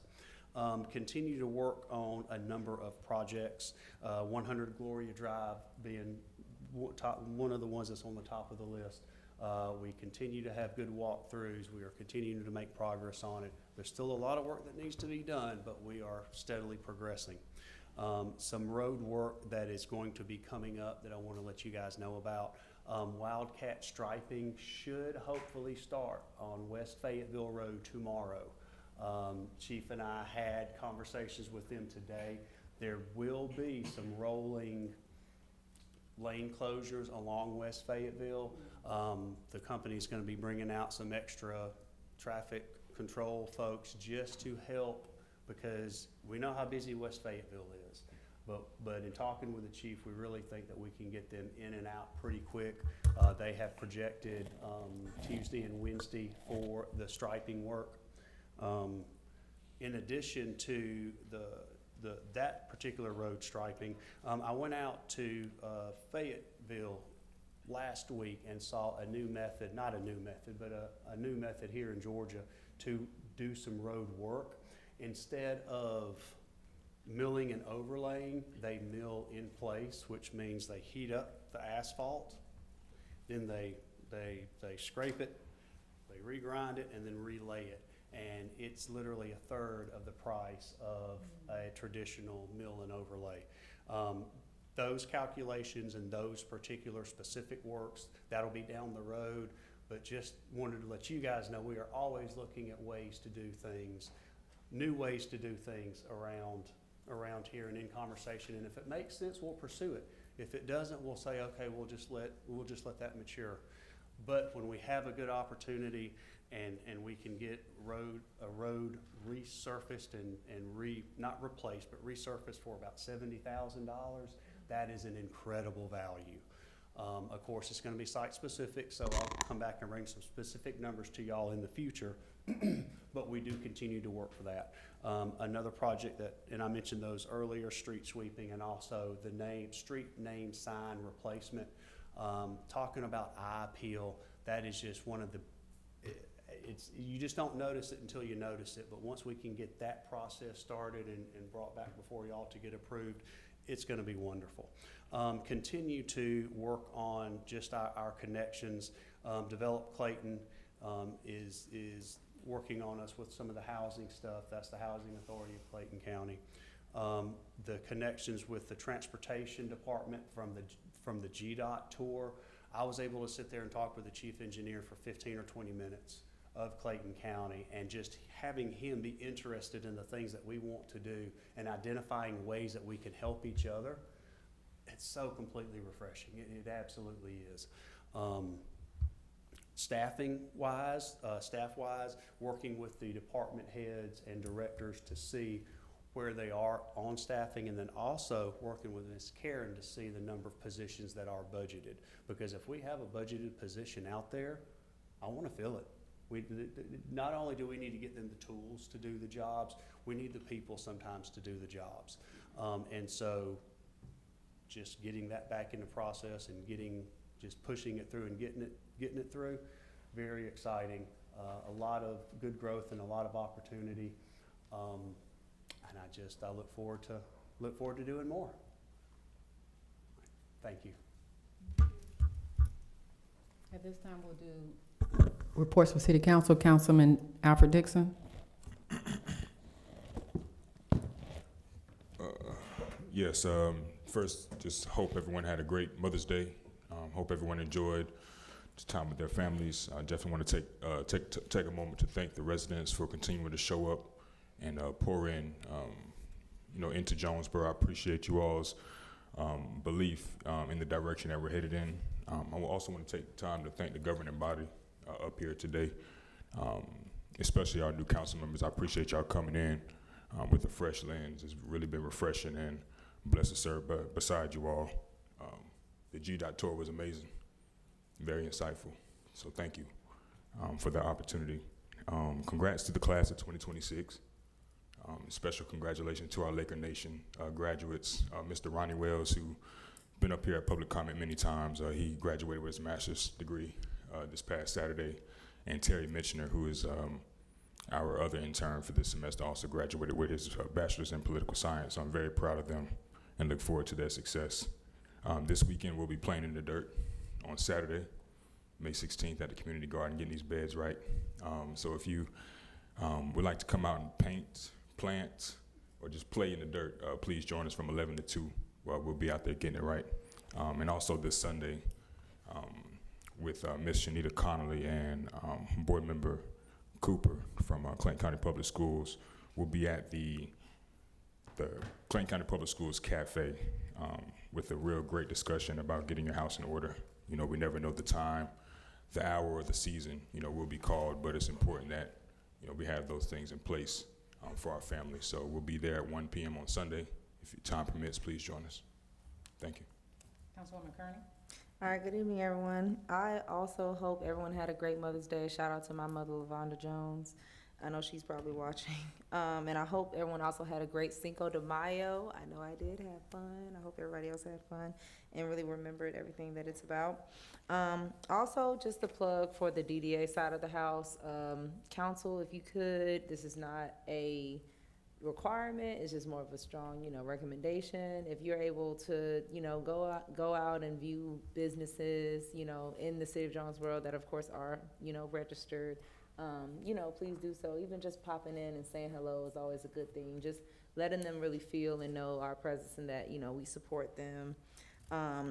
The ethics committee applications are out, so if there's anyone that's looking to apply, I think that deadline is 11 days from now on 22 May, and we're working on the DDA application. So please get involved with us out here in the city of Jonesboro. I definitely echo our city manager and Councilman Alfred Dixon's sentiments about the Clayton County GDOT project tour. I didn't realize that Councilman Dixon was just so excited about the pedestrian hybrid beacon, so I learned a lot about that. I'm also excited about all the improvements we have going down to our boulevard. And if y'all want to do some research, the BRT that's going to be at South Lake as well as State Route 54 is going to be really, really great for our residents. There are going to be a lot of people that are probably going to be able to transport themselves via that BRT to the airport. So that's going to open up jobs, you know, for our citizens. So that's just really going to be a great thing that we're all going to be able to use to get from literally one side of the city all the way to the other, be it, you know, Dunwoody, be it Decatur, Buckhead, you know, all of those different places. And then, of course, before we see you all, well, I think so, if we don't have the special call meeting, of course, happy Memorial Day if we don't see everyone. That's all I have. Thank you. Mayor Pro Tem? I don't have much. As always, I want to say thank you to our staff. Thank you to every department head, every member. You all are integral. We appreciate you, and you might not hear it enough, but we are very appreciative. I want to say a special shout out to Mr. Walker for watering my garden bed. I saw your email. Okay, thank you so much. Them poor things would wither if it was left to me, so I appreciate you. Also, please remember that it's voting season right now, guys. I want to say you have until the 15th for early voting, and then the primary on the 19th. It can be overwhelming when you look at the ballot sometimes, but don't let it be. Feel free to, people always say, well, do your research. And sometimes you're like, well, how? So maybe YouTube a forum or Google a forum, and you can hear them all speak. And you might not have time to read everybody's everything for how long they've been in public service, but those kind of give you a sense, a personable sense. You can hear them, you can catch their tone. So maybe try to YouTube a forum or Google something like that to help you, but don't let the fact that there are a lot of names on the ballot that you might not be familiar with stop you from voting. So please go out. It's so very important. I think we all know why. So please go out and make sure that your voice is heard. Other than that, thank you, Council. Thank you, Mayor, for all that you all have been doing in the city of Jonesboro. And that's it for me. Councilman C. Dixon? Yes, good evening, everybody. Just want to say thank you all for taking the time out of your all schedule to join us this evening. I want to give a shout out to Ms. Vicki Collins on her 20 years of employment with the city of Jonesboro. That's a major milestone. I also want to thank Ms. Amelia and Kendra for coming to speak up at public comment and voicing their concerns within the city. I also want to take the time to let you all know that the Clayton County Police Department, in collaboration with Clayton County District Attorney's Office, is hosting a drive-through gun lunchbox giveaway on Saturday, May 16th from 9 a.m. to 11 a.m. at the Clayton County Police Headquarters right here off North McDonough Street. All residents need is a valid driver's license or a valid ID. Also want to give a shout out to Derry Walker and the community garden. It does look good over there. And a shout out to our Public Works Department, our city staff, and happy belated Mother's Day to all the mothers that are with us, and happy Heavenly Mother's Day to all the mothers who are not with us. Thank you. Councilwoman Messick? Thank you. Good evening, everyone. I know we've been here a while, but I do too want to thank our staff and thank everyone that's been working so hard this month, and to welcome Mr. Blue Cole, since I was not here at the last meeting. Thank you for being here, and we're excited that you're here. I also want to say congratulations to all of our moms. I hope you had a wonderful Mother's Day. Congratulations to our graduates, 2026, class of 2026. I have one special one I want to give a shout out to, West Georgia College, Mr. Gavin Haney, our beautification committee son will be graduating on Friday. Yes. And we are super excited and so proud of him, and he will be around the city more and looking to volunteer and to do community service. So look out for Gavin, he's something else. I also want to say, keeping the vets in my prayers as we come on Memorial Day. It's hard. It's not a happy Memorial Day, but it's a day to say thank you to our vets and to their families. for the ones that have sacrificed for what they do. Not just the ones that we've lost, but the ones that continue to serve. So I just want to say thank you very much. You are thought of, and you are appreciated, and you are loved. Thank you. Councilwoman Fox? Good evening, everyone. All right, so keep May 30th on your minds. I got a couple of things going on. I'll be all around the city May 30th. I won't be traveling. I'll be here in the city. American Heart Association Walk with the Doc from 10 a.m. to 11. We'll be meeting at Lee Street Park. We're just walking, so the community's coming. You can come out. You don't have to register. We're not closing any lanes, no nothing. Everything's safety. We'll be walking our Lee Street Park. We're going to meet at the water fountain. That's going to be from 10 a.m. to 11. Many of you know, echoing Councilwoman Kearney, I'm definitely a supporter of the businesses. I've been visiting, calling, and just kind of making sure that I'm present. Every quarter, I partner up with the business. This quarter, I'm partnering up with Uniform Beauty. Petals and Power, May 30th, 3 p.m. At her shop on Main Street. You will see that blasted on social media as well. And I believe we have a set going out tomorrow. Office hours. I have office hours coming up this Monday. I will make that announcement as to where. I like to use a business for that as well, so people can move, can visit that business, and we can make a thing of it. I want to thank the city manager, Mr. Cole. I know you hit the ground running, you know what I'm saying? We're a special group of people, nothing like us. So, you know, we don't want to scare you away, but I just want to sincerely thank you, you know what I mean? Because I know there's a lot that comes, and whatever you need from council, whatever you need, email, phone call, announcement, whatever, know that we have your back. Special shout out too to our finance, Ms. Karen. Ms. Karen, I just want to say thank you. I'm a numbers person, so those reports help me out a lot, and how detailed they are. I know you put a lot of time and effort, and I want to recognize you for that, and I thank you for that. Ms. Chandrella, we missed you. I've been trying not to text her too much, but I'm like, we're just so happy, and your family's in my prayer. And of course, Mr. Walker. Mr. Walker has a special place in my heart.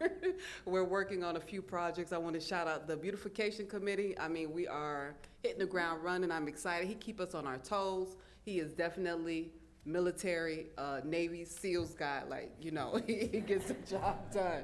So shout out to that. And to the council members that are here that still come to visit us after their, in your retirement years. Thank you. And of course, to the governing body, I just appreciate y'all. For me, if I have to be honest, I think last week, Monday, was like the best meeting that we probably had on council. Just very productive. We were able to talk. We were able to just be on a dais and discuss, and that meant a lot.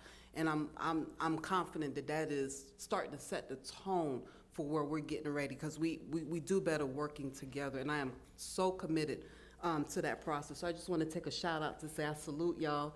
Thank you. It's not easy. Some days I'm like, oh my God, what did I sign up for? And some days I'm like, wow, this is so rewarding, but it levels out at the end when we see progress. When I love meaningful conversations followed by results. So it warms my heart. And most importantly, to my city attorney. I know I get on her nerves sometimes, but she is so patient with me. No, I love you, Attorney Wiley.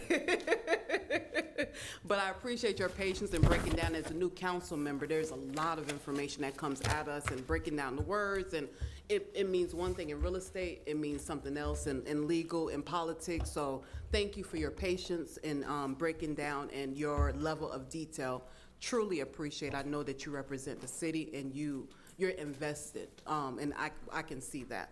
And most importantly, City of Jonesboro, all of you guys are watching, y'all know I love you. I tell you all the time that I love you. I don't have to know you personally. I know that I represent you, I advocate for you, and I love you. Thank you all. Thank you so very much. All right, real quickly for my report, the newsletter should be going out. We did our final revision. That definitely is a act of love, so it'll only get better moving forward. Chief and I will be going to Arizona next week, our first field trip together. Well, no, not really, but to Axon. They invited us out, and so we're going to go look at some of the things with that. Move with the mayor, month of May. We've been out moving. Unfortunately, our team did not prevail against Stockbridge.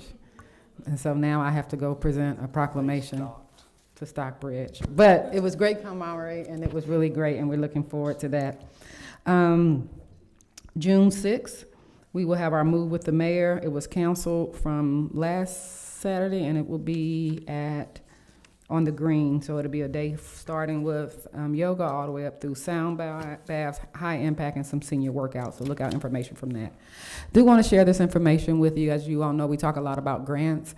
And so in fiscal year 26, we applied for 2 grants and received 2. I keep saying it over and over again because I think it's important and it's reflective of our staff. This is the first time the city of Jonesboro has ever received any type of consolidated federal appropriations, which is huge. I think what is even huger that we did this without a grant writer, myself, and the help of some very talented and patient staff. We received $1.2 million for police department, and we received $3 million for pedestrian improvements. And so you can always talk about what you receive, but until you get this check, it's not like money in the bank until you get this email. So on April 28th, we received this email. Dear City of Jonesboro, sustained economic growth and access to affordable housing are mutual reinforcing priorities that shape the well-being of American families and the competitiveness of the national economy.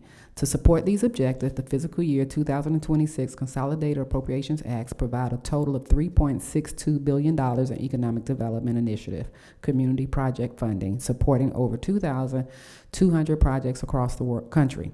On behalf of the U.S. Department of Housing and Urban Development, congratulations on your fiscal year 2026 EDI-CPF award. Key details of your award are included above. The grant amount, $3,028,359. The project description is City of Jonesboro Pedestrian Improvement Project. This is extremely special to me today because this was our first congressional funding, and it was the congressional sponsor was the late Honorable David Scott.